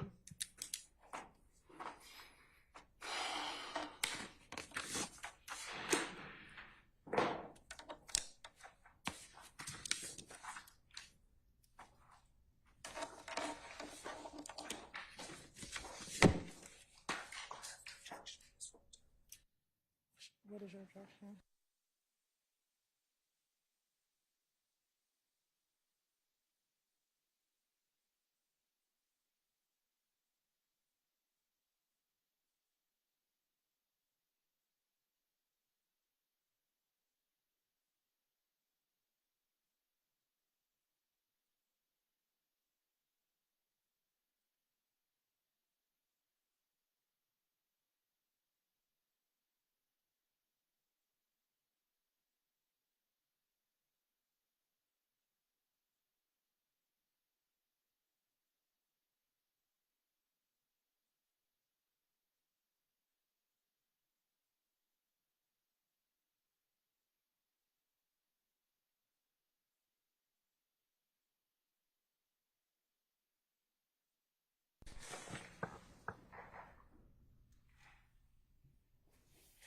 Mr. Cole, I'm now going to show you what's going to be 356 Yankee Oscar, 342 Yankee Oscar, 350 Yankee Oscar, and 351.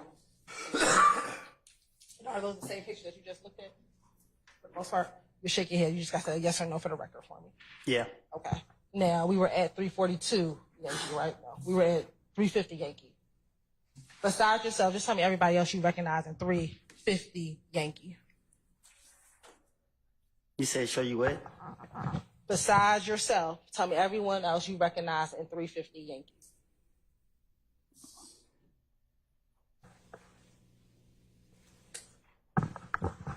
But you might name the people that's in the photo? Yes, sir. Me, Shannon, DB. Do you know the fourth person? I can't really tell your face. Okay. Does that appear to be a fair, accurate depiction? So does that look like you, Shannon, and DB back in 2014? 2013, excuse me. I'll sustain the objection. You can rephrase me. Does that have a date on when this picture was posted to Instagram on there? What you mean? Does it have a date down here? Can you see that? I can't see that. Okay. But does that look like the three of you, DB and Shannon? Does it look like y'all? I just said yeah. Okay. Your Honor, this time the state would like to tender Stacey Exhibit 350 Yankee into evidence. 350 Yankee Oscar into evidence. Any objections to states 350 Yankee Oscar? Hearing none, it's admitted, maybe published as you see fit. Thank you. Now looking at 351 Yankee Oscar, do you recognize anybody in 351 Yankee Oscar?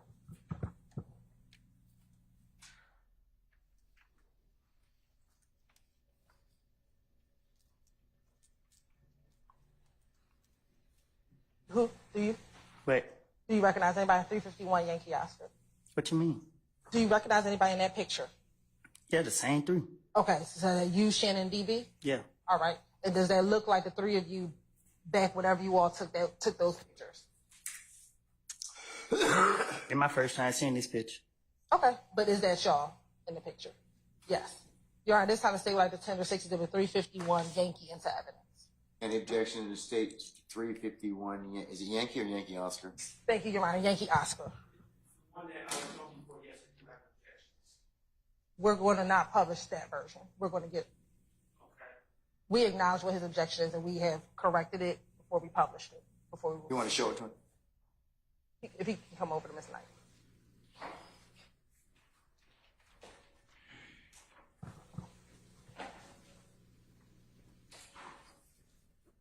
Just a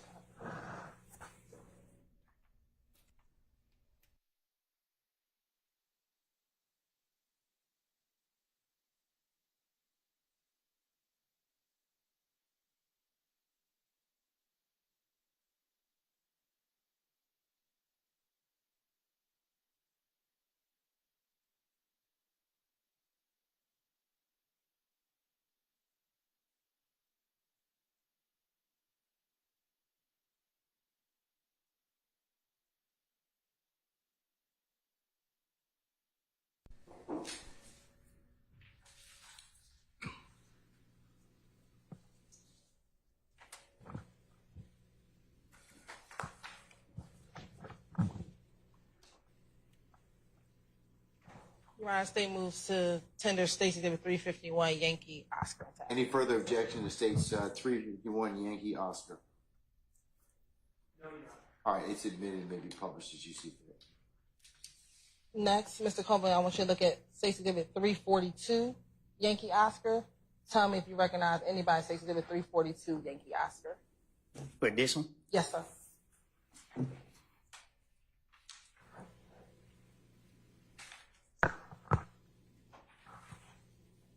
it's blurry. Okay. Do you recognize anybody in that picture, although blurry? I can tell this me, but I can't really tell who the other people is.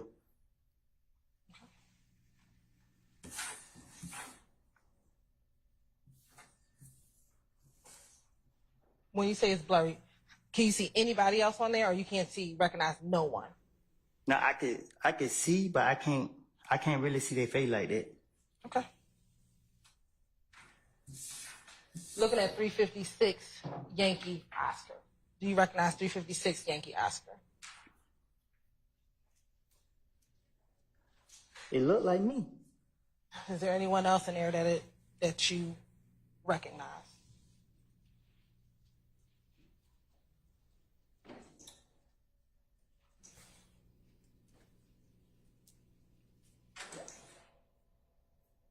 It's most definitely me. I can't really tell who they did with me though. Is that Shannon Jackson? Or Shannon Stillwell? Nah, they dude got a mustache. Okay, so is this your testimony that is not Shannon Jackson in this picture? All I can say, I can recognize me, but I never seen this picture before, and I don't want to say this him if it ain't him. Okay. You have permission to publish 350 Yankee Oscar and 351 Yankee Oscar. Yes, go ahead.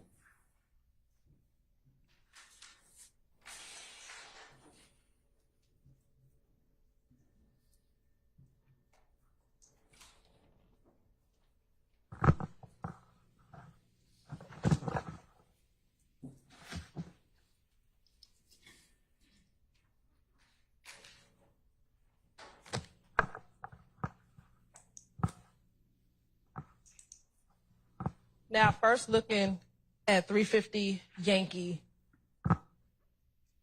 are you able to tell me which one described by clothing? Where are you? What you mean? Which one of these individuals did you? Which one on what? Which point to you in that picture? With the hat on.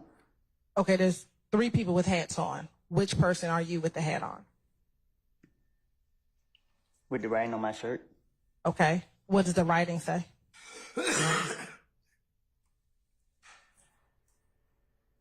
DRC, third to YRC. What does DRC mean? DRC. What does it stand for something? You asked me what it means. DRC. Okay, does DRC stand for something? Not to my knowledge. Okay. Does it stand for the robbing crew? I'm not a rob. Hold on. Okay, that's fine. I'm asking you what does it Hold stand? on. I sustain objection as to form. You can rephrase. Okay. What does YRC stand for? YRC. Yes.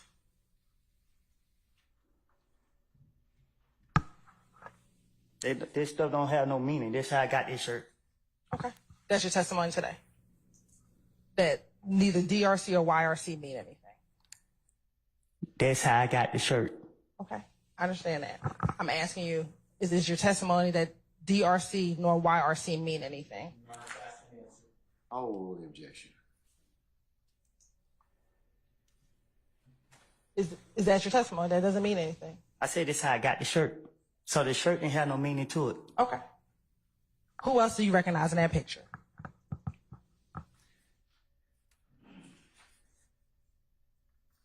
I just told you, me and DB. Right. I saw it. The jury did not see Oh, it. So I need you to- my bad. Okay.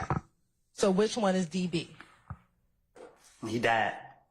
And I'm sorry to hear that. Can you tell me who he is in the picture, though? What you mean? Just tell her, what is he wearing in the picture?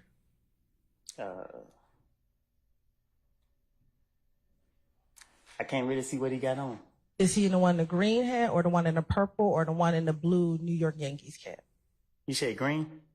Is he the one with the green, Okay, greenish yes, hat? I just didn't know the color. Okay, so he's the one with the, like, behind you a little bit. You standing behind me? Yeah. Yeah. Okay. And then you said you recognize Shannon in this picture. Where's Shannon? With the blue on. With the blue hat on, the New York Yankees cap? If that's what it is, I guess. Okay. All right. Thank you. And are you able to see on there the date of that picture, or is that blurry for you? No, I can't see. Okay. Looking at that picture, can you tell me about how old you were in that picture? You look like I was in elementary school. All right. But is it fair to say that it wasn't within the last 3 to 5 years? Huh? Was it within the last 3 to 5 years? I've been in jail. Okay. So it's fair to say it was before that.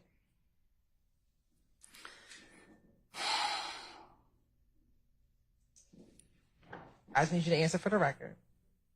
I've been in jail for the last 3 to 5 years. Okay. So it was before that. This is yes or no. I don't even know which one to say yes or no to. Okay. If I say yes, I'm saying yes to it. The picture was before. The picture was before 3 to 4 years ago. The picture when I was younger. Okay. Next, can we please publish State's Exhibit 351 Yankee Oscar?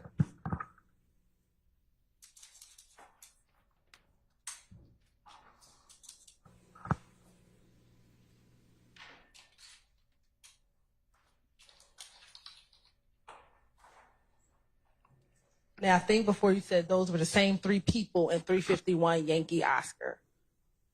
Is that you on the left with your hands up and you have on the shorts? I'm standing to DB right, Okay. So that's to my left? I think. All right. And then is that DB in the middle? DB in the middle. And is that Shannon to the right or to my right? It looked like Shannon. Okay. And again, about how old were you when you took this picture?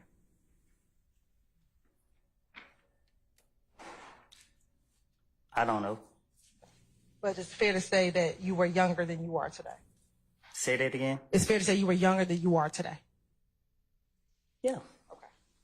Do you think it was around the same time you took the other picture that we just looked at?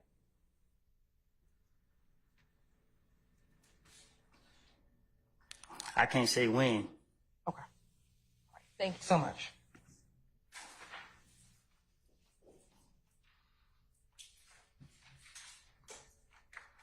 Now, we spoke about your relationship with Shannon. As your friendship developed, did you all share personal information with each other? What you consider personal information?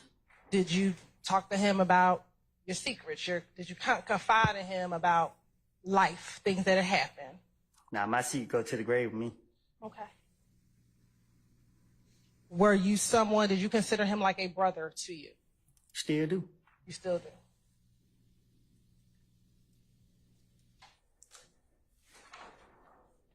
Now, outside of you and Shannon, did you all have another friend that you spent a lot of time with? Meaning? Is there any other person that the two of you collectively spent time with? It's my all 3 of us together. Yes. A lot of time together. I don't know about it. Okay. Is there someone that you spent time together with Shannon? I spent time with Shannon with a lot of people. Okay. Let me ask you this. You just said that Shannon, you still consider him like a brother to you. Is your relationship the same today as it was, say, back in those pictures? Say that again. Is your relationship the same with Shannon today as it was back when we were looking at those pictures? No. How has your relationship changed? It's better. It's better now? Why do you say it's better? What you mean? You saying it's better? I barely knew him.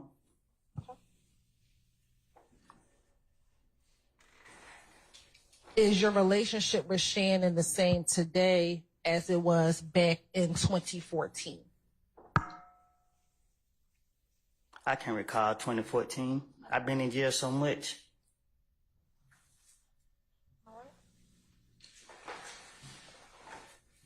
Do you know someone by the name of Demekion Garlington? Street name, Little D. for sure. How do you know Little D? I didn't birth him. I'm sorry, say that again. I almost birthed him. You almost birthed him? Yeah. Tell the jury, what do you mean by that? I mean, he my son. Okay. And let me ask you this. Do you know another person who's referenced as Little D? What you mean? Do you know someone who's called Little D from Cleveland? Oh, I heard of him. You heard of him. Okay, we'll talk about him in a moment. Now, the Little D that you said is like your son, is that what you said? How did you all first meet? What you mean? How did y'all meet? You say you like your I son. don't know how we meet. You don't know how y'all met? Nah, I don't recall how me and him first meet. Okay. How long have you known him? And if you're 32 now, just I knew him a long time. I knew him longer than Shannon. okay. Did y'all grow up in the same neighborhood? Probably, but we never hung. How old do you think you were when you started hanging with Lil D? I don't know. If we're in 2024 now, did you start hanging with him when you were elementary school, middle school, or high school I age? don't remember. Don't remember. I know when DB died, that's when I took him in. Do you remember what year DB died? I don't remember when DB died. Do you know what section of the city Demekion is from? No, I do not. Did you all ever attend school together?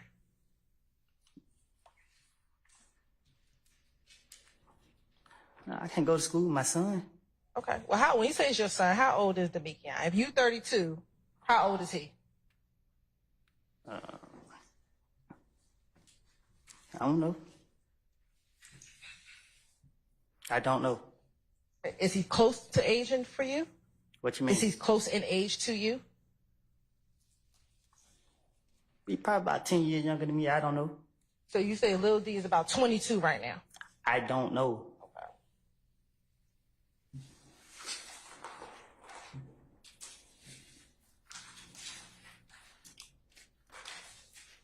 You said he's like your son. How often would you spend time with Little D? What you mean? How often did you see Little D? Back in, say, 2014, 2015. I used to see him around. Okay. How often? I can't say. You can't say? All right. Did you speak with him over the phone?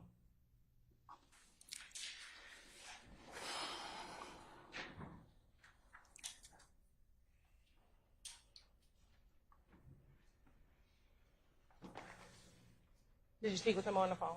Speak who over the phone? Little D. When? At any time. Yeah. Since you've known him. How often would you speak with him on the phone? Whenever I felt like it. Okay. So was that every day? Was that once a week? Whenever I felt like it. Okay. So was that every day? Was that once a week? Whole time. And I understand until you answer the question, I'm going to have to ask you again.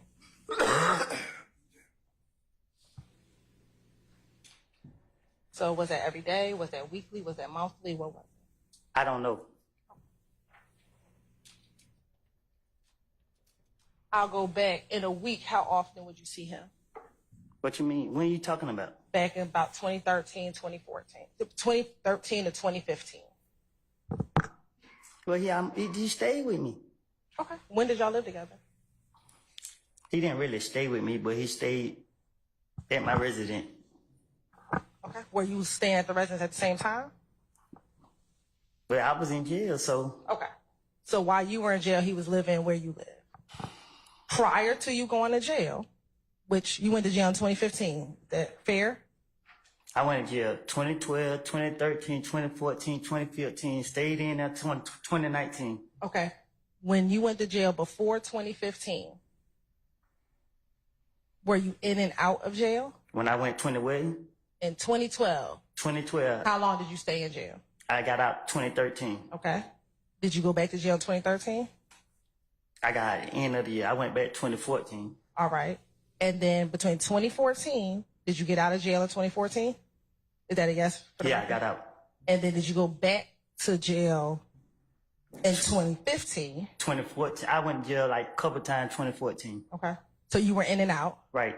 And then in 2015, did you go back into jail? Yeah. And is that where you spent the long duration? I went to jail a couple times in 2015. But the last time I stayed until 2019. Okay. And it was the last time that you went to jail in 2015, June of 2015. That was the last time, yeah. Okay. And so prior to June of 2015, you were in and out that year between January and June. Right. Okay. In the periods that you were not in jail, did you and Little D ever live with each other when you were not in jail? In 2015? We'll start in 2015, yes. Nah, he ain't stayed with me in 2015. Okay. In 2014, those times that you were not in jail, did Little D stay Right. with you? And then what about 2013? The times that you were not in jail, did you and Little D reside with each other? What you mean? Did y'all stay with each other and did he stay at your home at any time in 2013 when you were not in jail? 2013 when I started to get to know him. Now, you said that he's kind of like your son. Did you all share things with each other? I'm talking about conversations, personal conversations between you and him and vice versa. Not no secrets. Okay. But did you feel comfortable speaking to him? You did not? Nah. Okay. I didn't feel, I don't know what you mean. Like, I didn't not feel comfortable. I didn't feel like some stuff we just don't talk about. That's fair. Did you consider Little D like a brother? I know you call him your son, but did you consider him like a brother? I consider him my son. Okay. Do you recall ever telling any detectives previously that he's like a brother to you? I probably did. Ain't no telling. Okay. Y'all permission to approach? Have you shown that to the defense counsels already? Yes. Well, no. Just make sure you show it to them. I will.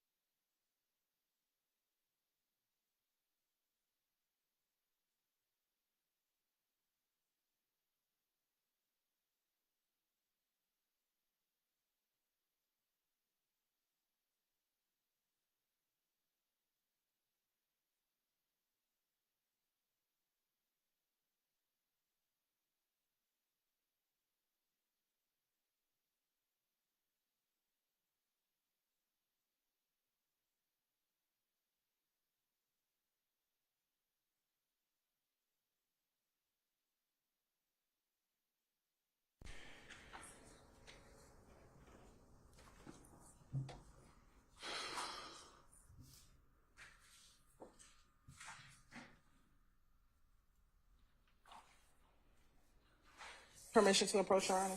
You may, madam. I'm showing you what's marked as State's Exhibit 358 Yankee and 380 Yankee. Starting with 358 Yankee, do you recognize anyone in State's Exhibit 358 Yankee? Yeah, me and my son. Okay. Is that the person that you've been referencing as Little D? Yeah. All right. And looking at 380 Yankee, do you recognize the individuals in Space Exhibit 380 Yankee?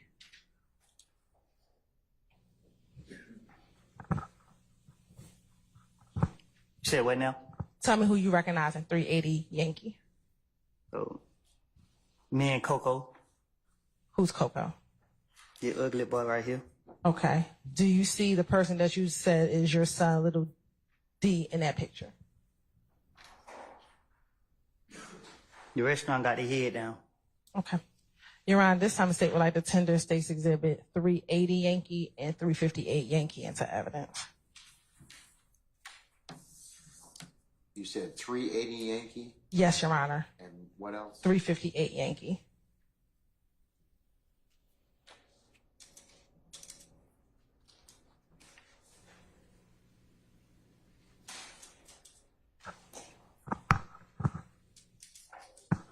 Any objection to states 380 Yankee or 358 Yankee? Yes, Your Honor. Medical Foundation, 380, as well as hearsay included on 380. What about 358? Okay. All right, 358's admitted. Let me see 380, please. And I can lay a little bit more foundation for 380 Yankee All right. as far as the hearsay. Okay, then go ahead. Mr. Copeland, have you previously had an Instagram account? Say that again? Have you had an Instagram account? Yeah. And how many Instagram accounts have you had? I don't know. Okay. How many different names of Instagrams have you had? 2. 2. Okay. Has one of your accounts been 372 Woody? I can't recall. You can't recall. Okay. Are you Woody? That's what they call you, right? For sure. All right. And do you know any other Woody who hangs with you? Is there anybody else in your friend group that they call Woody? Yeah. Oh, how many other Woodies are there? J. Me and the other one. Okay. What's the other one's real name? He died too. I don't know his real name. I think it's damn. I know his last name Bridges. Looking at that picture, is the other Woody in that picture? I can't tell because the other guys got their head down. Okay, well, just look and see if you see someone who looked like the other Woody, even with their heads down.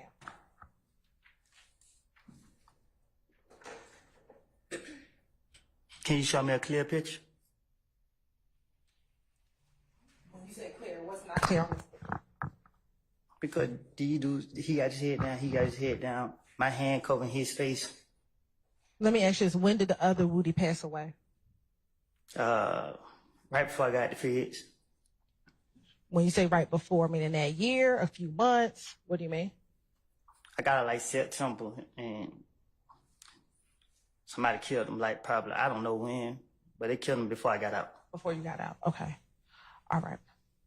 Looking at State's Exhibit 380 Yankee and looking at that picture with the 372 Woody, is that from your Instagram? You talking about the one with all these people in it? Yes, sir. Okay. Is that from your Instagram? I don't recall this Instagram. My Instagram is Woody versus Woody. Is that your newest one? What you mean? Is that the one that you currently have right now? No, the one I currently have now is Woody_self-made. Okay. So are you saying you don't know if that's your Instagram? I don't recall this Instagram. You don't recall that Instagram? Okay. You're right. If it's mine or not, I don't know nothing about it. But do you see yourself in this picture? Which picture? The picture that's posted on this. Yeah, I'm sitting right there, ain't it? All right. And right here, you can't tell if you see the other Woody. I can't. I can see me and him real clear. Both of us got our heads up. All right. Your Honor, again, say we'll still like the tender State's Exhibit 380 Yankee for evidence. Let me see it, please.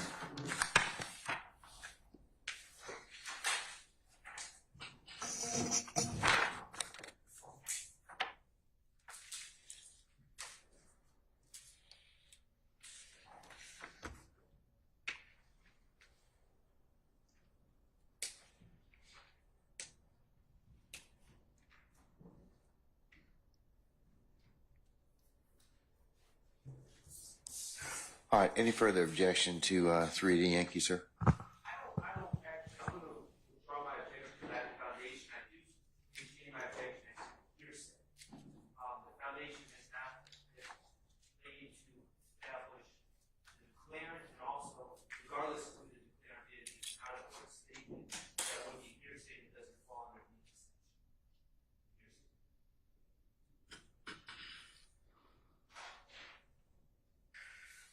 You all approach, please.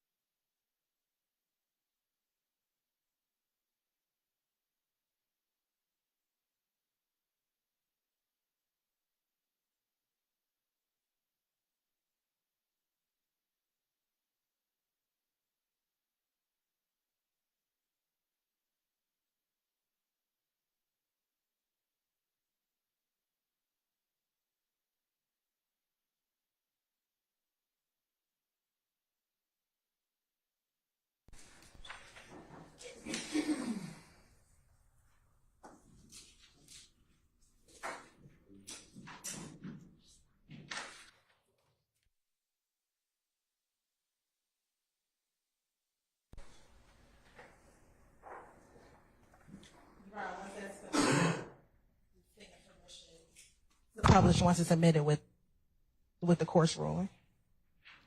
Mr. Sharp, any further objection to states 3? I'm sorry, I didn't quite say 380? Yeah, 3 Yankee. No, you're right. Okay. Nothing further. All right. This is All right. published. First, we're gonna publish 358 Yankee.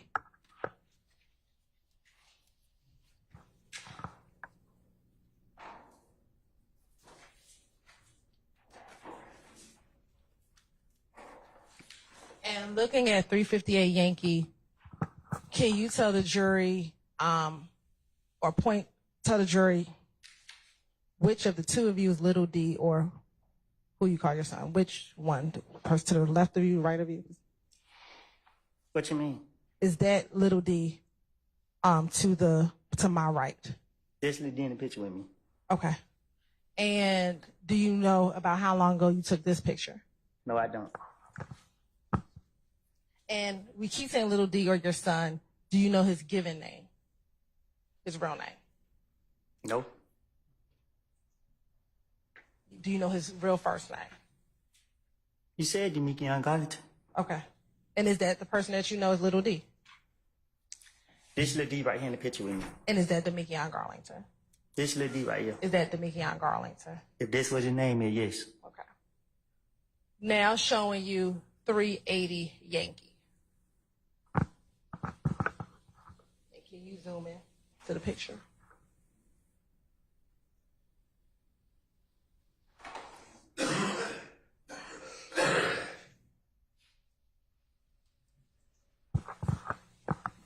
Now looking at 380 Yankee, is as you sitting on the step in a white t-shirt and blue jeans and black and gray sneakers. Yes. Okay. And who's the other person you said that you knew in this picture? The ugly boy right here. Okay. And what is that? What is the individual that you pointed to? What's their name? Coco. All right. And in this picture, the person behind you with the 30 deep B,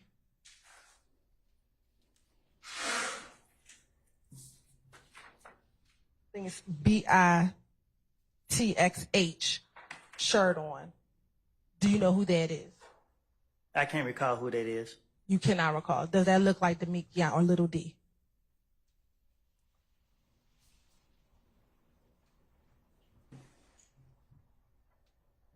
Does that look like Little D?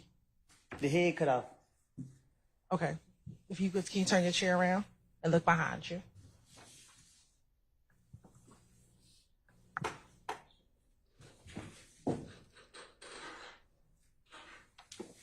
What about it? Does that look like Little D?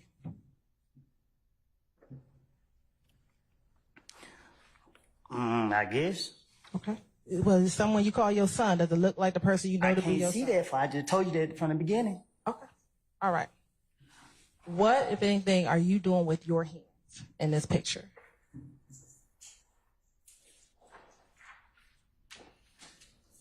No, nothing with my hand. Okay. I want to go back to 358 Yankee.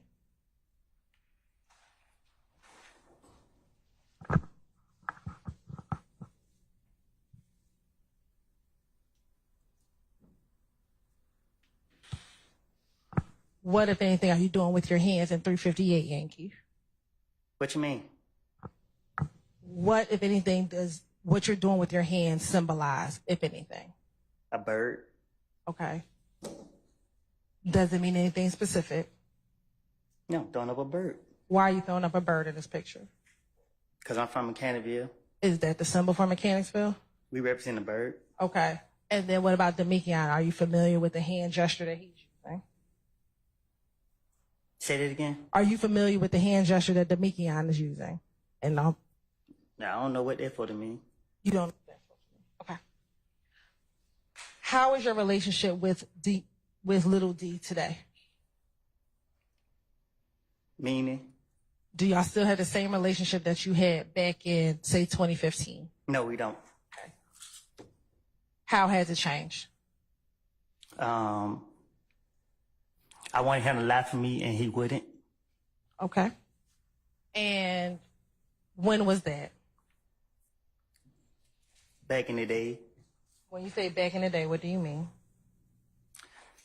When the police was accusing me for stuff, I went to Lil D and told him what I wanted him to tell the police, and he wouldn't tell the police that, so I got mad at him. Okay. And what year are we talking about that this occurred? I don't know. Are you speaking about one specific occasion or just multiple times? No, I'm talking about one specific occasion, however you pronounce it.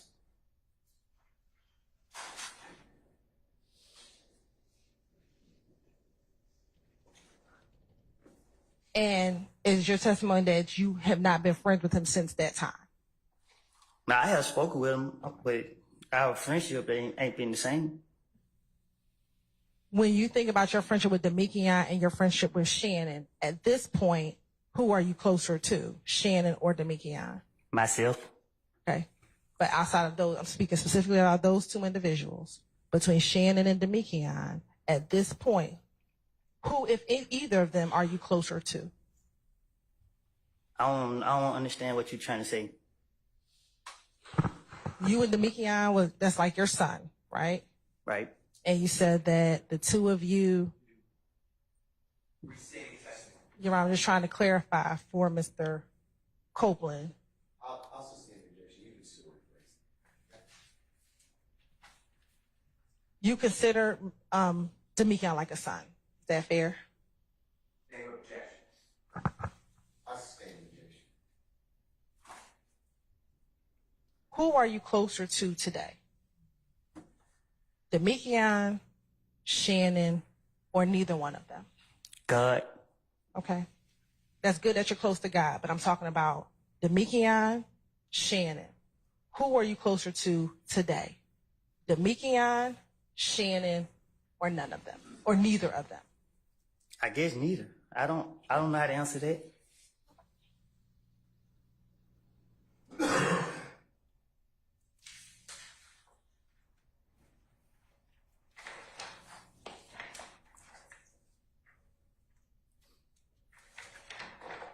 Back in 2013, 2014, 2015, that's the time frame we're talking about.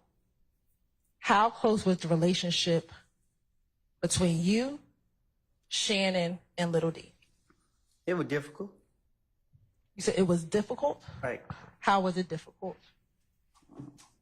You just put 3 years together. So a lot happened within 3 years. So let's first start with 2013. Describe for the jury your relationship with Demikian, Shannon, and Little D. Let's start with 2013. Tell the jury about your friendship and relationship with those two young men back then. As in what? Were you three of you close? Were you not close? Tell the jury about your friendship.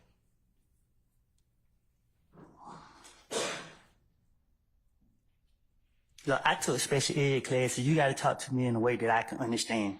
Sure. Back in 2013, were you friends with both Little D and Shannon? Yes. Okay.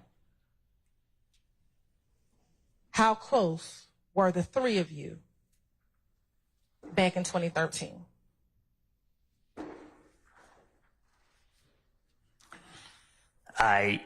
Again, my friend was killed. That's when I started embracing Little D. All right. In 2013. When you started embracing Little D, were you and Shannon friends at that time? Me and Shannon was friends, but me and Shannon was not together on the street as much as friends. We was not together a lot. Okay. When did you, Little D, and Shannon start hanging together a lot? 20.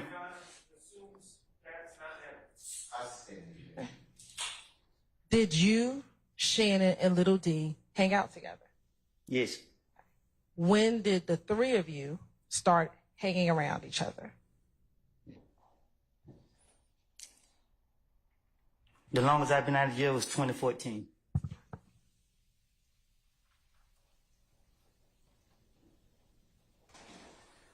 To your knowledge, did Little D and Shannon strike that?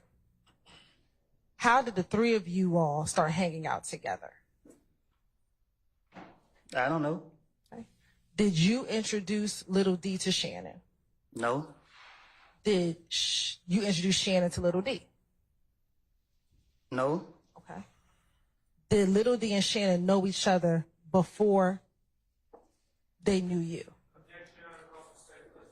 I sustain the objection. Do you know if they knew each other before they knew you? I don't know. You don't know. I don't recall how it started. I just know I started embracing DB, Lil D, after DB got killed. Lil D was more a DB friend.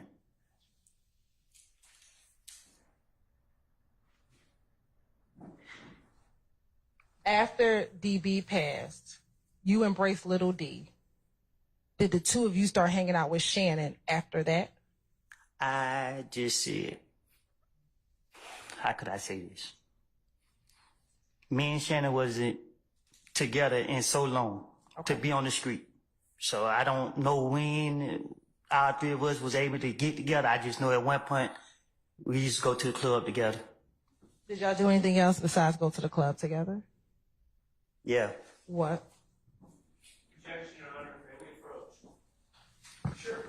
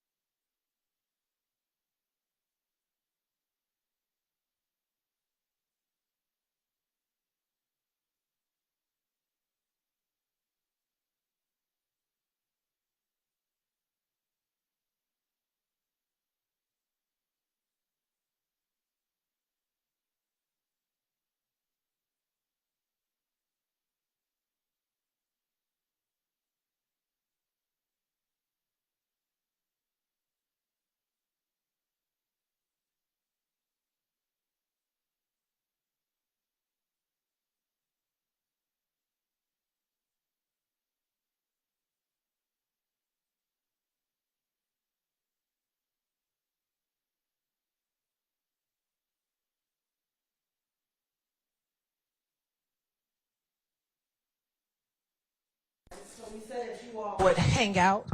Did you all spend time at each other's homes? No. Okay. Did you all spend the time at other people's houses together? What you mean? Like, did you all go to other people's houses and spend time at other people's houses together? We didn't spend time at people's houses, but we don't been, we go to people's houses. Okay. You said you went to the club. Would you all go out to eat together? Yeah. Okay. Did the three of you go on any vacations together? No, we don't do vacations. Okay. Did y'all ever take any trips out of town together? Not that I recall. Were you familiar with any of Demikion's family? His mom, his I know cousins? his mom. What about Shannon? Did you know his grandmother or any of his other family members? No, I didn't.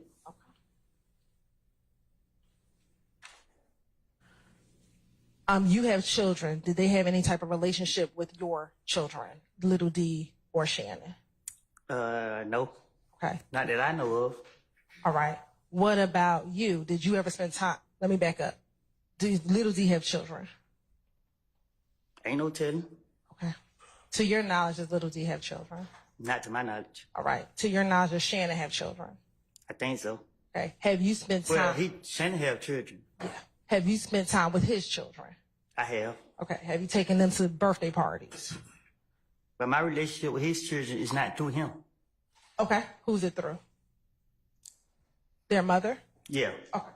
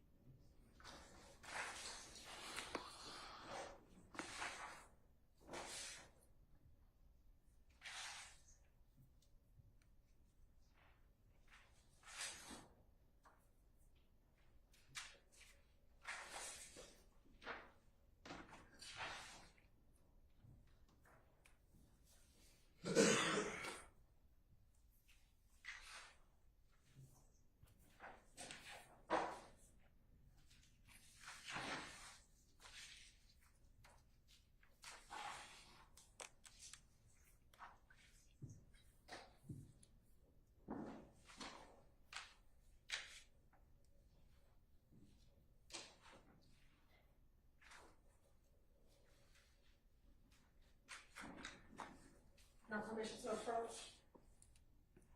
You show that to the defense. Show it to him now, Your Honor.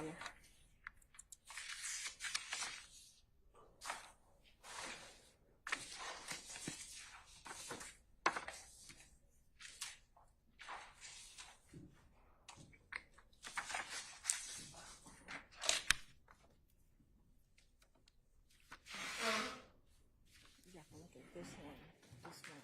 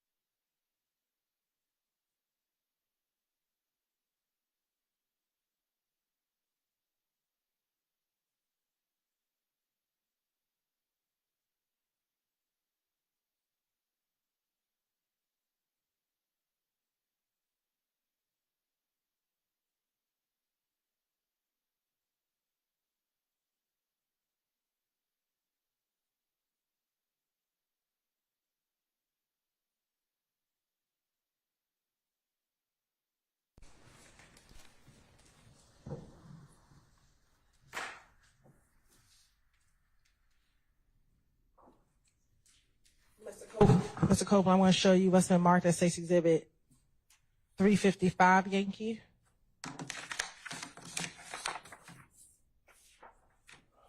$357 Yankee.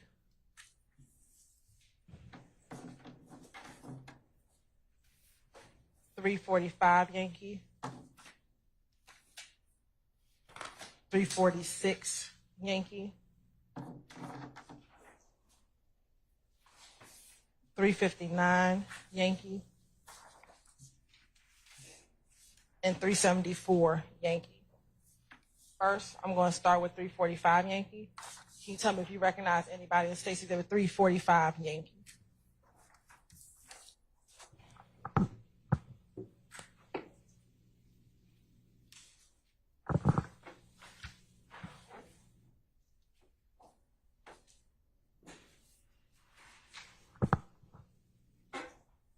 I can't recognize nobody in 345. Do you see yourself in $345 Yankee? The picture blurry. I can't recognize nobody in the picture. Okay.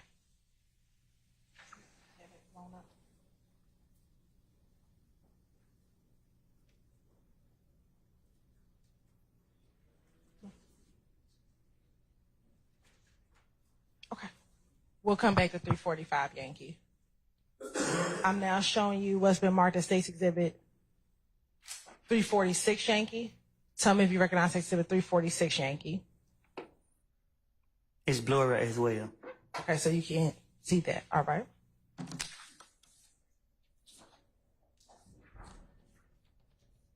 Looking at 355 Yankee. Tell me if you recognize the individuals in 355 Yankee. I do. How do you recognize the people in 355 Yankee? Because it's me. And who else? Is there anybody else that you know? Shannon. Okay. Anyone else? Yeah, and D. All right. Your Honor, this time the state would like to turn the State's Exhibit 355 Yankee into evidence. And objection to State's 355 Yankee. No objection. All right, State's 355 Yankees admitted. Now looking at State's Exhibit 357 Yankee, do you recognize anyone in State's Exhibit 357 Yankee? I recognize myself. Okay. Do you recognize anybody else? It look like D, but it blurry. I can't tell. Okay. Anyone else? Huh? Anyone else? Yeah. I can't tell who this is right there. All right. We'll put that in the blurry pile. We'll get back to that. Next, 359 Yankee. Do you recognize anyone in 359 Yankee? Yep. Me, Shannon, D. All right. Your Honor, this time the state would like to turn the State's Exhibit 359 Yankee. Any objection to State's 359 Yankee? All right, hearing none, it's admitted that the officers. Thank you, Your Honor. And then last, State's Exhibit 374 Yankee. Do you recognize anyone in 374 Yankee? No, it's blurry. Okay, so that's in the blurry pile.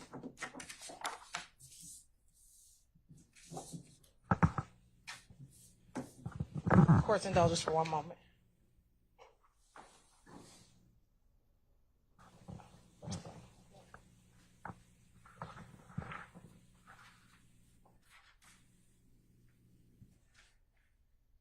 Your Honor, permission to approach the laptop.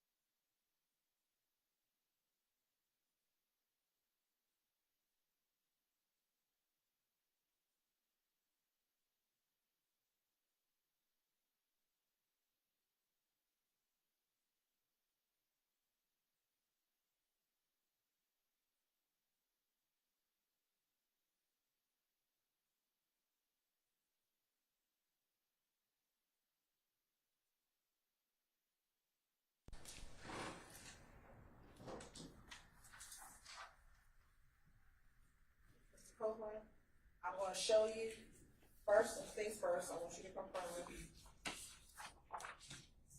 You see that says 345 Yankee? To my this? Yes. Does that say 345 Yankee here? I guess, yeah. Okay. Does that appear to be the same picture that's printed out on that paper?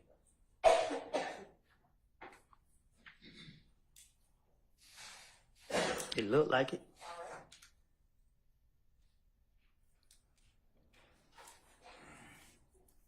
Have I just made it bigger for you? What about it? Are you able now that it's bigger, able to identify the individuals that's in 345? And what you asking me? Tell me who you recognize in 345. Nobody. So you don't see yourself in here? To this, in this In picture? this picture right here.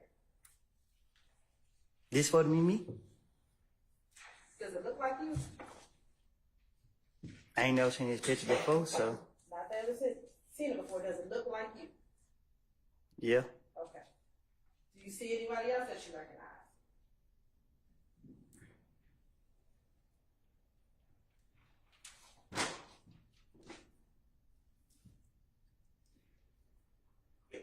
I think they Lil D. Okay. Does it look like Little D?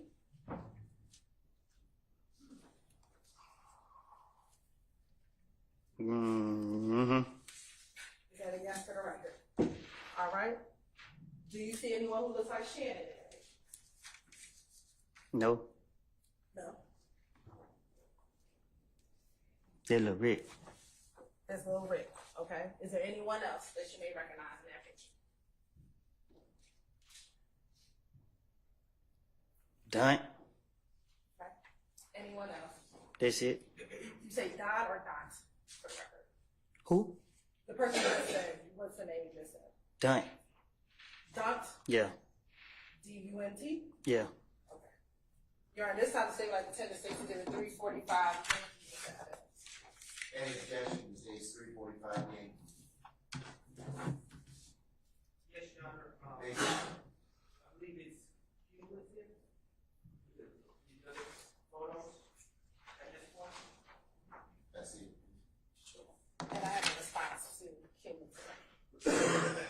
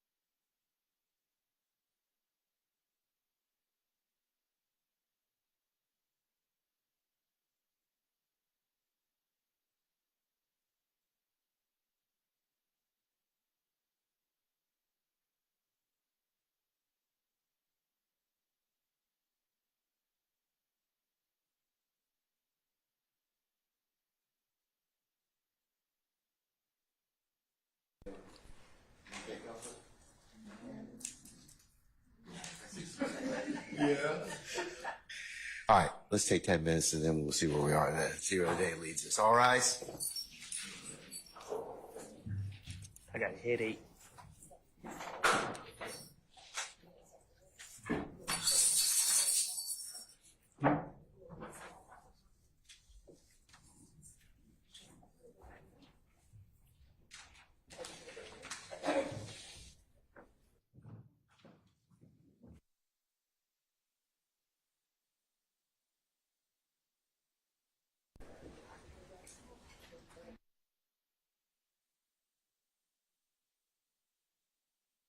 We'll be in recess 10 minutes.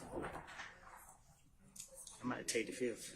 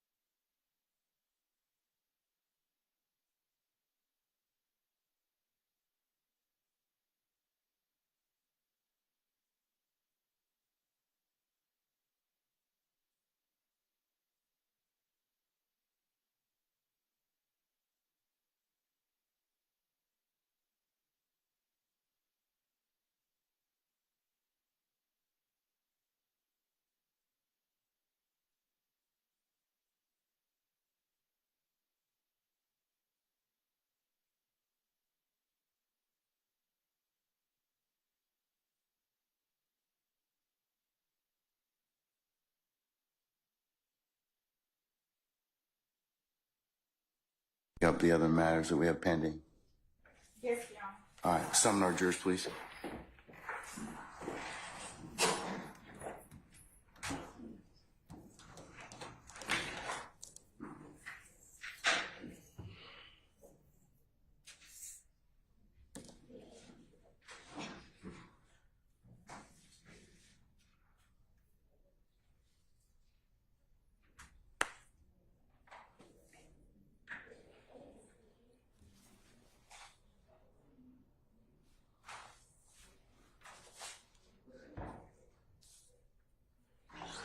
All right, so jury.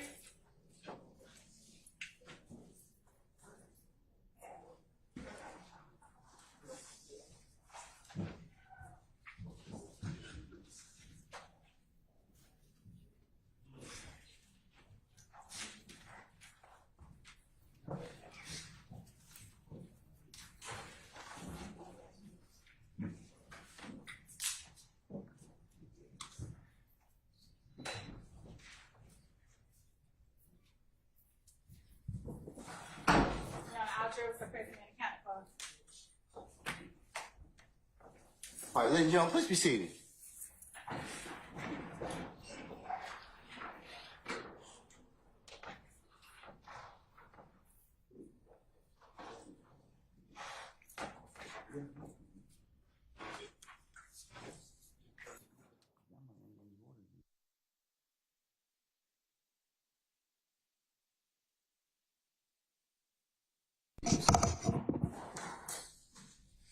All right, ladies and gentlemen, the jury, how you doing?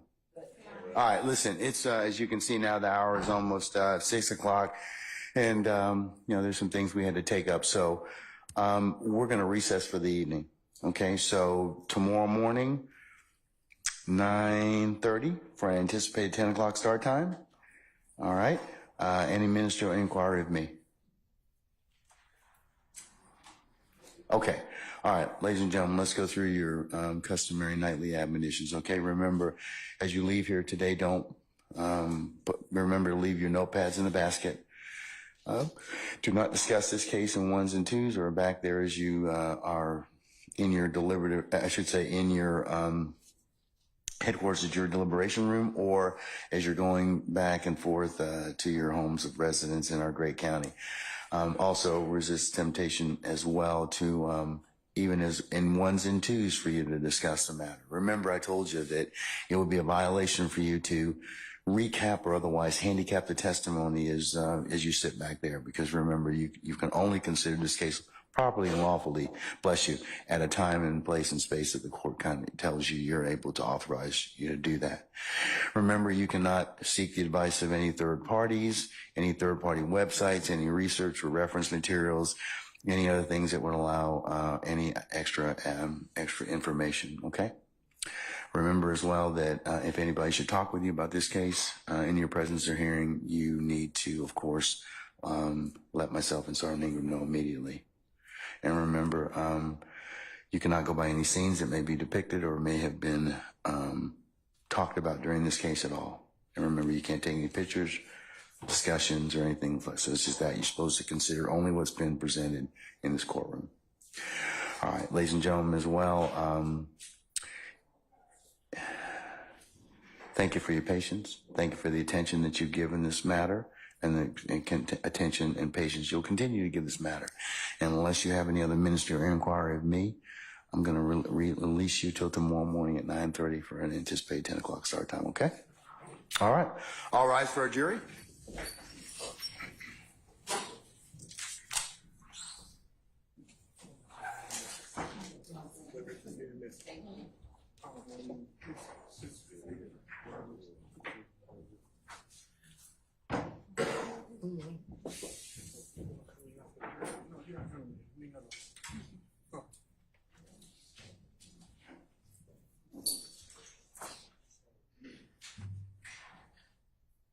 Who's speaking up? Okay.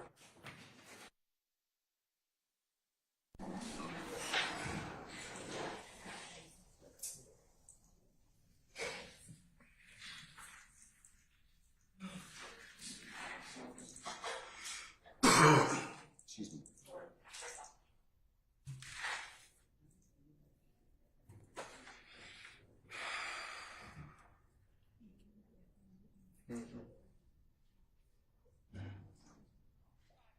All right.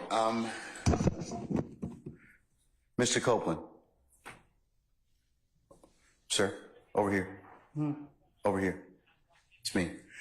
The state has filed an order of request asking that you be relieved of your custodial portion of this particular contempt on the condition that you just continue to come back and give your testimony, okay? So I will release you from the custodial portion as long as you come back tomorrow morning. Fair enough? If you're not willing to do that, I'm going to leave you where you are. So the choice is yours, sir. The state's asked me to sign the order saying, hey, if you'll come back tomorrow morning, all I want to know is that that's the case. I'll be back. All right. 9:30 tomorrow morning, okay? All right. All right. All right. We can let Mr. Copeland be released and processed. And you have permission for the city to speak with Mr. Copeland about the Say again? Can we have options to speak with Mr. Yes. I'm weak, man. Y'all can see me when I get out. Y'all dragging me on. You go like this. Right. You can see him like this. All right.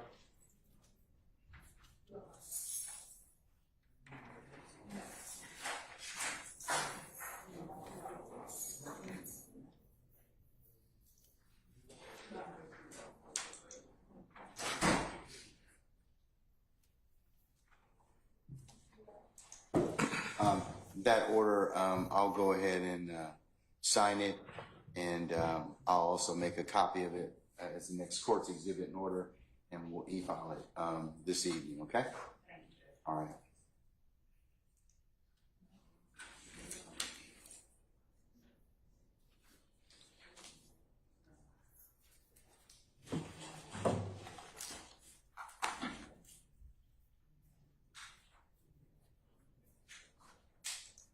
Okay, Mr. Steele, are you willing to tell me at this point in time who it is that disclosed this information to you?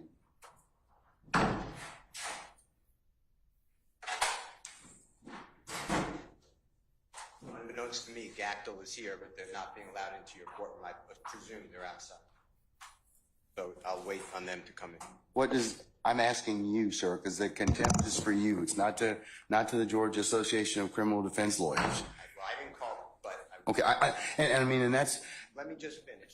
okay. Because you said to me that you figured out somebody told me this information, and you somehow said that it's privilege, which I can't imagine, or I eavesdropped. So to me, eavesdropping is a Title 16 crime. So they brought down lawyers. But they brought down lawyers. The lawyers are not allowed into your courtroom. It's not on. No, we just. Or they're not in your courtroom. We just don't have any space, Mr. Steele. And plus, they're welcome to go to 8H. I mean, I told Sergeant Ingram that we can let in as many as we possibly can, that we'll fill up our benches at this point in time, that won't violate our security protocols, but that 8H is available. And 8H then has to have right to counsel because they're here, and I'm not going to. Do you have an attorney that's here for you, sir? Sure. Ashley Merchant is here. She's the president. Okay, all right. Well, we'll let Ms. Merchant in. That's fine. Ashley Merchant. Yeah, Ashley Merchant. Ashley Merchant, yeah. Right, Ashley Merchant is present. All right. Ms. Merchant, good to see you as usual. I have told your client, you represent Mr. Steele, is that correct? Yes. For the purposes of the contempt. I've entered the order. I've entered the contempt already. I'm entering the order. I'm about to enter the order. I've held him in contempt earlier from today's proceeding by him not telling me who it is he got this information from. I'm not asking him for any of the sum and substance of the communication. He's been disclosing that, however, and that's why I kind of want to know who told him that. So if he tells me who it is that disclosed that to him, he will be able to purge himself of that contempt, and he's done. That's the only thing I'm asking for at this point in time. If not, then as you well know, as a criminal contempt, there's no supersedes bond, there's no appeal, and I'm going to put him in custody for this evening. And if he wishes to, which he can still purge if tonight Keith Adams emails me or you email me and tell me, well, it was X. So I'm going to give him as much flexibility to purge himself of this contempt. Only thing I want is, because of the way this information was disclosed, it is troubling to the court, and it's very, since it was a ex parte communication. We won't get into the merits of everything else that Mr. Steele has proffered and everything else, but that's the only thing I'm trying to do at this point in time. So I've asked your client for the last time if he would tell me who it is that disclosed that information. Judge, can you come up to the microphone? Sorry. Please. Where would you like this? Microphone, it'll pick up, madam. That'd be great. Thank you so much. Just for the record, Ashley Merchant. Which one? It'll turn green. Yeah, it'll turn green. Yes, ma'am. Is it on now? Yes. Okay, great. Thank you. Judge, just for the record, is it criminal contempt that you held him in? Yes, ma'am. Okay, and you said you had a hearing earlier today. With criminal contempt, I told him what the contempt was, and that was he refused to tell, order the court. If counsel, as you know, if the court orders you to do something and you don't, that's criminal contempt. So I've asked him several times, please just tell me who it is that told you. I didn't ask or inquire about anything that was said. I just want to know who it was. Because he's got too much detail of this particular alleged conversation for the court to be concerned about it. So. And Judge, since it is a criminal contempt, he is entitled to due process. He's entitled to a hearing, entitled to an actual show cause, entitled to the allegations actually written, entitled to a witness list. We're entitled to present our own witness list. And notice of that. Criminal contempt is different. It is on the spot. So he's gotten the due process he's going to get. That's on the spot. I told him. Plus, he's had all day to tell me who it is that is it. So a little different, Ms. Merchant. I'm going to disagree with you, but well, and okay. Judge, just for the record, it's that's direct. So what you're holding him in is in direct criminal contempt. Yes. The issue with the direct criminal contempt is whether or not to actually hold a hearing now, whether or not it needs to be held immediately. And the problem is, if you hold him in direct criminal contempt, as you're saying that you did, you are a witness to that proceeding. And so it has to be referred to another judge. Doesn't require recusal. You actually have to sua sponte send it to another judge because you are a witness to the proceeding. Show me the case law that says that, Ms. Merchant. It is Henry McClarty. It's 152 Georgia App 399. And it says that is one of the cases. Also, two other cases, Henry Adams, 215 Georgia App 372. Well, 1 second. Give me the name of the first case again. Henry what? Do you want just the number, Judge? Yeah, I would. Thank you. 215. 215. Georgia App. Georgia App. 372. Okay. Also 215. Georgia App. 349. Okay. That's Adams and Hasty. All right. Let me take a look at those.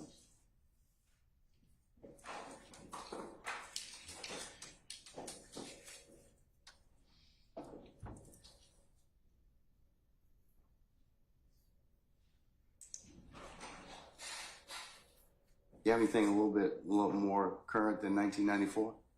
Hasty is 94. Unfortunately, contempt of attorneys is not a common proceeding, so most of the cases are a little bit older.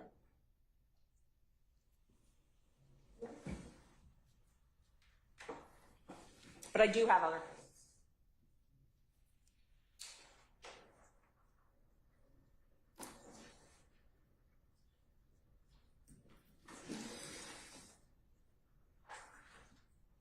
And Judge, I'm not the only one here. There's quite a few other lawyers that want to be present in the court. There's about 20, 25. The challenge is I have space allocations, as I told you. So you can, like I said, since you are representing him, that's fine. He told us, Mr. Steele told us that. Anybody else, because I have security concerns as well, and we have to vet people to come in, then they can go to 8H. and they can certainly watch the proceedings from there. Okay. And Judge, for security purposes, they're all attorneys, they're all members of the bar. I can give you all their They names. still would have to be searched and still would have to be subject to the court's protocols. And also, there's room in the jury box, and then there's room in the courtroom, so we would ask that they be I allowed to. don't want them in my jury box, okay? No. I understand.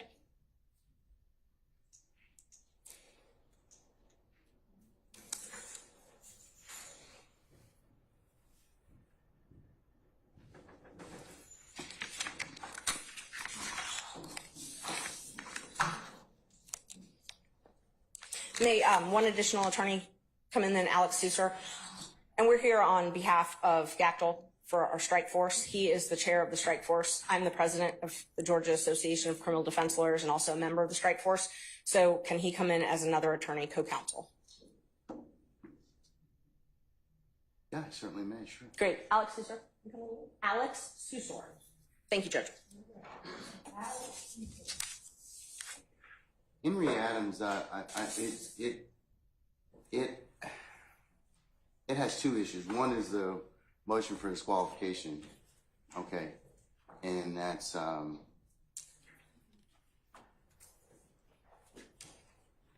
I think the judge went ahead and did some other things that caused there to be that issue presented. So I don't think Adam. I'm gonna take a look at the other case.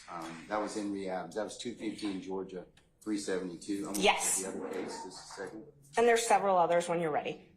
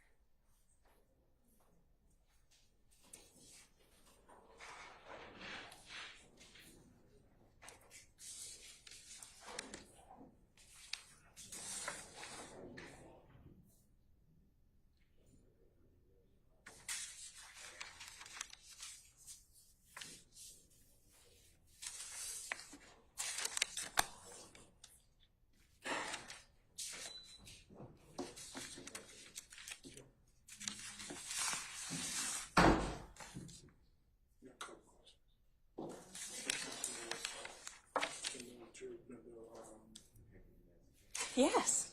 It may be one I have too.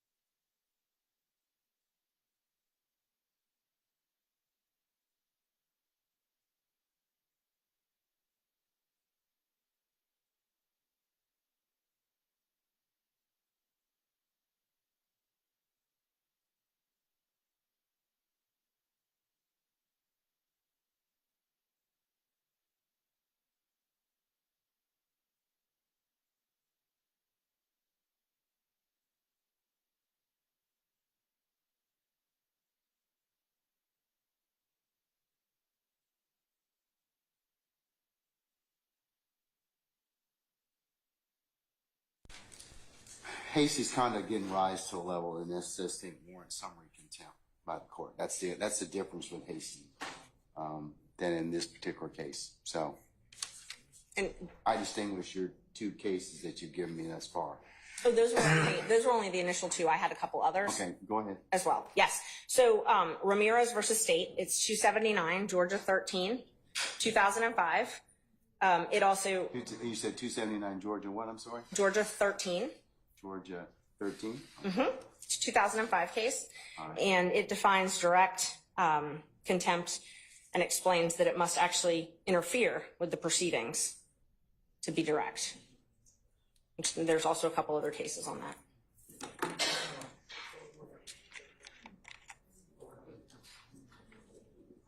See, but you all are covering under. Let me see. I'm sorry, Judge? Hold on.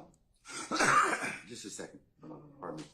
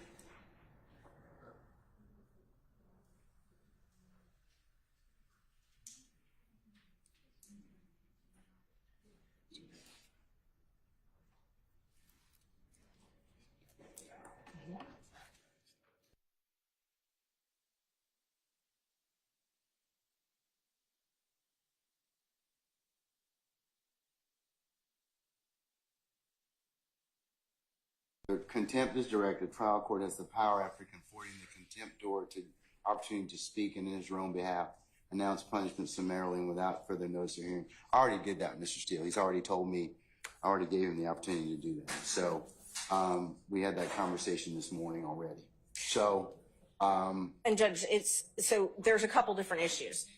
First, the question is whether or not you need to have that hearing now. I know you're saying that you had the hearing earlier, but regardless, he was entitled to have an attorney at that point, and he didn't have one. So the question is initially whether or not you even need to hear this now. And some of the cases I've cited, along with some others, say that a summary proceeding is not necessary in a case like this. And the best evidence of that is the trial has continued. It has not stopped this trial. So for you to hold a summary hearing of direct contempt, the court has to be able to state how this interferes with your ability to administer justice in this case. I can tell you because it is a violation of the sacrosanct nature of the court's ability to hold ex parte conversations without those being broadcast to other people, and as to how that information was disclosed. That's a real problem. That's why it's of such an issue for the court at this point in time. Judge, and Mr. Steele has a right to make a motion like this. If there were ex parte, he does. I'm not saying anything, but but he's kind of put himself in the particular position he's in. No, Judge, I don't agree. I'm going to disagree with you, okay? I believe that the court has put him in that position. No. He cannot be held in the law states, McClarity, which I cited to you earlier. And it's true that direct summary contempt, which arises in the presence of the court, intends to scandalize it and or hinder or obstruct the orderly process of the administration of justice. The preservation of order and decorum of the court is exempt from due process requirements of notice and hearing. That's even Moody. It goes back to 1974. So I believe that Mr. Steele's, he can file whatever motions, but his particular actions in this case, I just want to know who told him this. That's all. I'm not asking him to release or otherwise tell any conversations, but I just want him to tell me that. And Judge, so that's what you want, but that does not conflate to a contempt. Your desire for him to answer your question does not mean that you have the power to hold him in contempt. So you can come into court, Mr. Merchant, and not answer a question of the court and not be held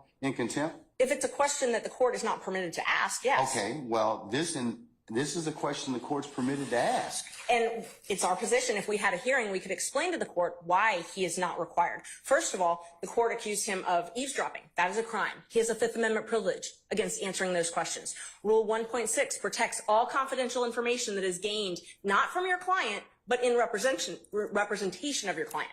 He has the ability to protect that information. But we don't even need to get there because he can't be held in contempt, and you can't threaten him with contempt for presenting a motion in good faith. He presented a motion in good faith that he believed there were ex parte communications. You are a witness to that because it's my understanding that you were part of those ex parte communications. They can't be ex parte if you weren't part of them, by nature. Okay. Well. You have to be involved. Therefore, you have to be a witness. So you are a witness. You cannot also But you got the information. But here's the thing. You got the information allegedly from an improper methodology. I'm not saying that he eavesdropped. Okay, I said that one of the things is it's either one of two ways. He either eavesdropped, which I don't believe he did at all. I don't believe that for a minute. But I do believe that somebody did tell him what was the sum and substance of the court's conversations, and that would not be permissible. Judge, let's just back up for a second. He makes a motion because he has reason to believe that there were ex parte communications made. The court has a duty, if there are ex parte communications made, to alert counsel. He shouldn't have had to learn it from wherever he learned it. I think that he caused that particular circumstance. I think that he had a conversation with somebody and he got some information that he shouldn't have had to begin with. So, Ms. Merchant, I'm of the opinion I'm going to stand on my ruling at this point in time. I'm going to hold him in contempt. So at this point in time, is there anything else you want to tell me? Yes, Judge. There's quite a few other things. So first of all, we would ask for you to be recused from this case because you are a witness necessarily. It cannot be an ex parte proceeding without you being a witness to this. So you are a witness to this proceeding. Therefore, yes, to the contempt. To the contempt. You are a witness to the contempt. So you have now, and if it's criminal, which is what you're saying it is, Mr. Steele is entitled to all the same due process rights that Mr. Williams and every other defendant in this courtroom is entitled to. He's entitled to those. One of those is to have a fair and neutral judge decide his case. One of those is to have a judge who is not also a witness in the proceeding deciding whether or not he's in contempt. This needs to be heard by a different judge.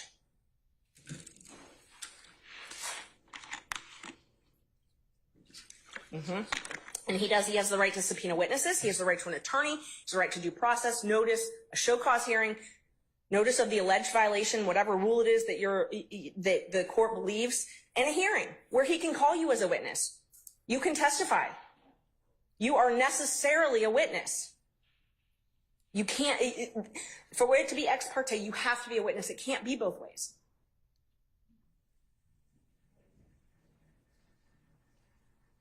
I'll let an appellate court decide that. So, anything else? No, we'll file a notice of appeal. Okay. And we need to have the order reduced in writing as well. I'm going to do that right now. I will state for the record at this point in time that Mr. Steele has in fact, or has filed, and I will note this as part for the record in this case.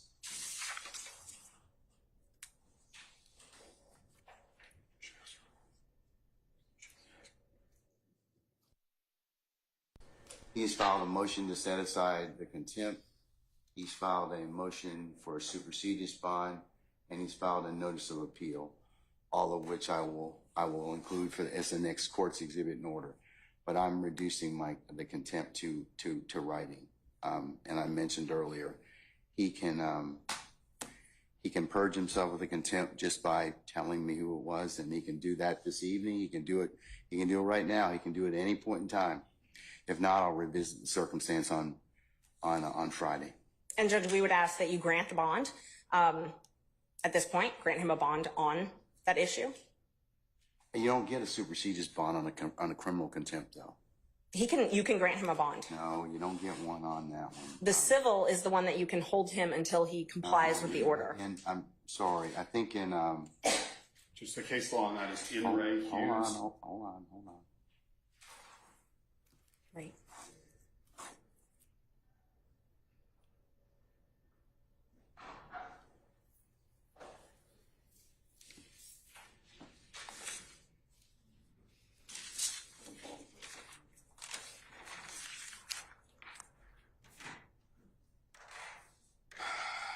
The supersedis bond requirement does not apply in a contempt in the presence of the court during the progress of a proceeding, OCGA 5-6-13 Bravo.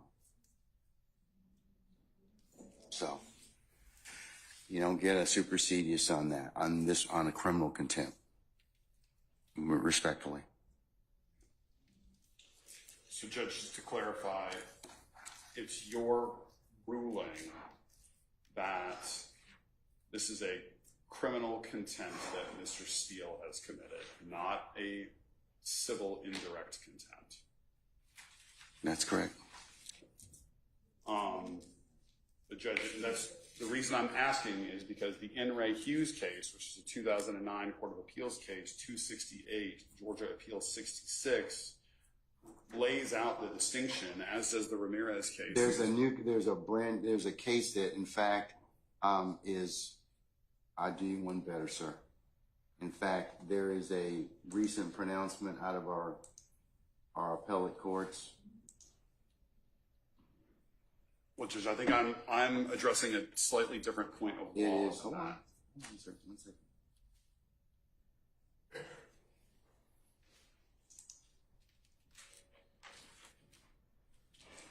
I'll give you two cases. One is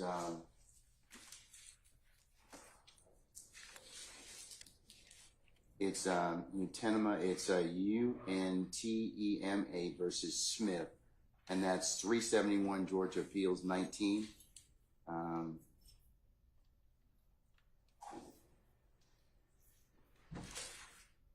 Which was decided March the 12th of this year. It covers the differences between the types of contempt. And then there's another case that I'd invite your attention to, and that is Henry Syverson. It's Syvertson, and that is 368 Georgia Appeals, Georgia App, I should say, 865, and that was decided July 31st of last year. And Judge, I'd just like to point two things out. The statute that you were citing about the supersedious, it only says it's not mandatory. You still have discretion to grant him a supersedious bond. The other, I'm not going to grant him a supersedious bond. and so you definitely have the discretion to grant him a supersedious bond.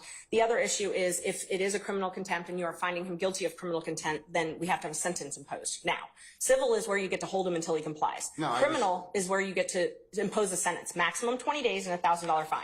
So if you're going to incarcerate him under a criminal contempt, he's got to be sentenced. Well, his contempt is as long as he, when he tells me what the basis of the conversation was, who, I didn't ask what, but he tells me that, then I can certainly, he purges himself of the contempt. Then that's civil, Judge. That's civil contempt. That's civil. Judge, and that's the, respectfully, I would point you to In Re Hughes, which stands for the same point of law. Civil contempts impose punishment as a means of coercing future compliance with the prior order of the court. Here, the prior order of the court presumably is that you have directed Mr. Steele to answer the question, to disclose the information as to who is his source for knowledge of this ex parte meeting that occurred earlier today. Criminal contempt imposes unconditional punishment to punish the act which has occurred in the past and cannot be purged. It is not capable of being purged, in which case what Ms. Merchant said applies, which is that there is a 20-day maximum sentence and a $1,000 fine. It is, for all intents and purposes, a misdemeanor offense, Judge, which is why the enhanced due process protections apply to that. Now, Mr. Steele has indicated to us he does not believe that he can answer the question without violating his duty of loyalty and duty of confidentiality to his client. So he is being placed in a position where he's either going to jail or he's going to commit an offense that will put his license to practice law at risk. And that is an untenable position to be in. And Mr. Steele is a zealous advocate for his client, and he is simply trying to protect that duty of loyalty and duty of confidentiality, because if he answers your question, it is very reasonable to assume and likely that he will be facing a bar complaint that could result in a suspension or in the loss of his license. And so he's in a very, very difficult position where if we were able to have a full contested hearing with the benefit of witnesses and an impartial judge where you're a witness, then everybody could present their side of the story. And I'm not doing that. The reason being is because that takes away the whole point of criminal contempt, and that is you do something, the court tells you to do something, order of the court, and you don't follow it. I didn't ask him to do anything illegal, immoral, unethical. I just asked him to tell me. I know what the privilege is. The privilege is the conversation. I didn't ask him about that. I wanted to ask him about who, the person, okay, I'm sorry. Sorry, Mr. Steele has indicated to us that he does not believe he can answer that question without also violating the privilege. Okay. And Judge, that's why we're trying to figure out if it's criminal versus civil. So the issue is you're picking and choosing. You're saying, well, you get the bad side of criminal and no bond, but I really am actually trying to punish you civilly, which is when you hold someone until they comply. Okay, let me think about it just a second, okay? I'm going to take 5 minutes out and I'm going to think about it. Thank you. Okay? All right. So we'll be in recess about 5 minutes.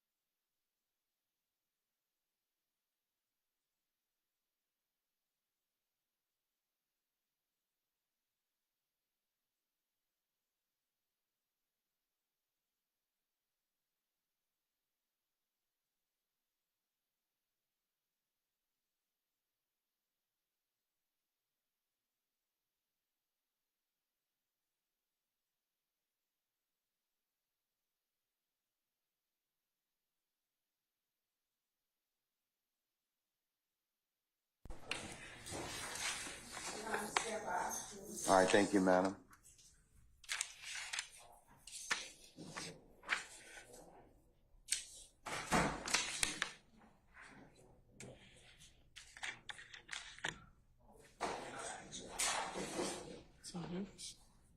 Yeah.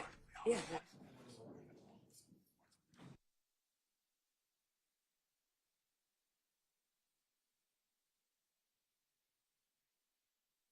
It's what we use in our bonds and stuff.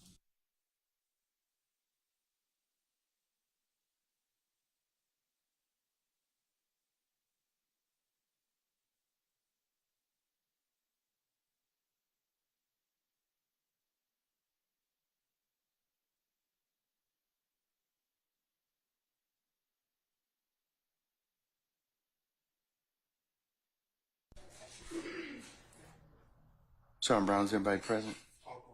Needs to be present? All right, thank you for your patience, councils. The court's had an opportunity to reflect, and Mr. Steele, if I could ask you to take the podium, please, as well. Now stand next to your attorneys.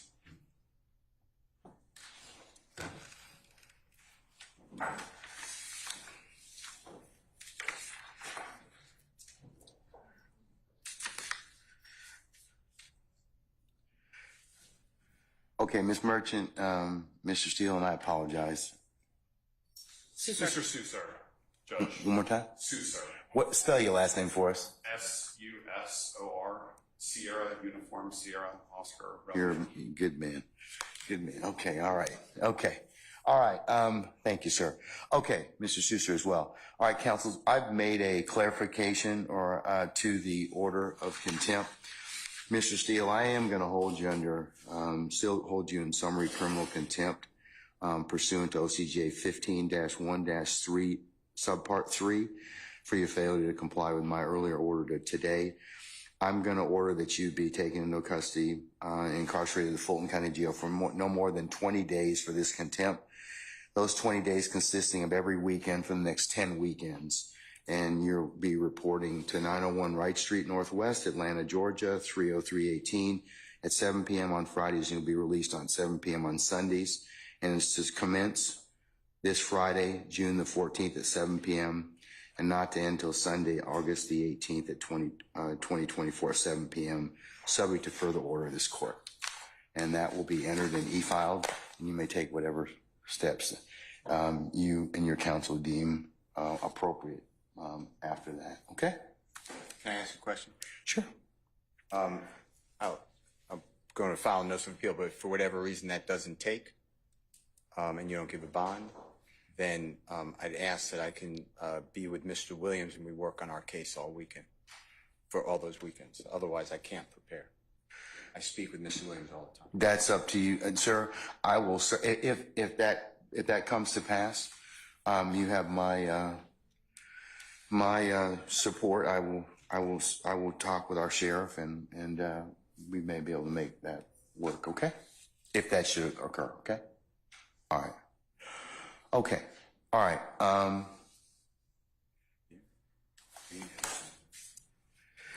All right. Is Miss Counsels, I'm done with this, unless you have anything else.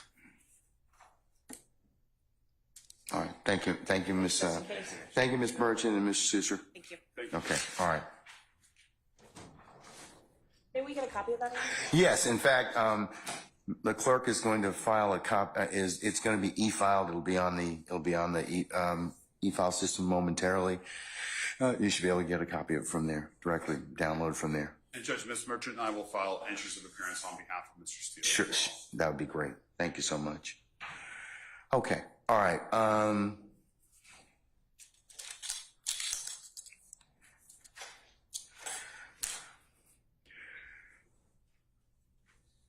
All right, State, is there anything else we need to, or any defendants, is there anything else we need to take up before tomorrow morning? Mr. Copeland is going to rejoin us tomorrow morning, so we'll continue with his testimony. Where's Miss Bumpus? Your Honor, I have a matter. 1 second. Where's Miss Bumpus? She hasn't been released yet. I'm not certain, and Miss Hilton is attempting to determine her whereabouts. All right, if you could call her, Miss Hilton. Thank you. All right, Mr. Sharp, sir. Your Honor, I have to prepare for my cross-examination of Kenneth Copeland over the next few evenings, and I would ask once again for the court to release the transcript of what occurred earlier today so that I may prepare my cross-examination. I'm not going to do that, sir. Not at this point in time, respectfully. Okay?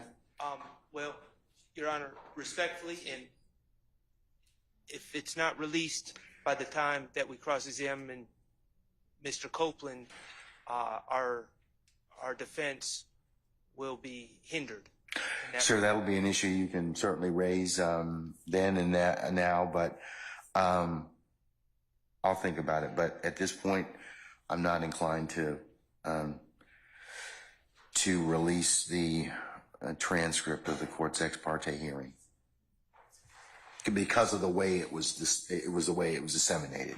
That's why I'm not inclined to do it. And I would also, I understand the court's ruling. I would also ask for the release of any audio tapes regarding that hearing as well.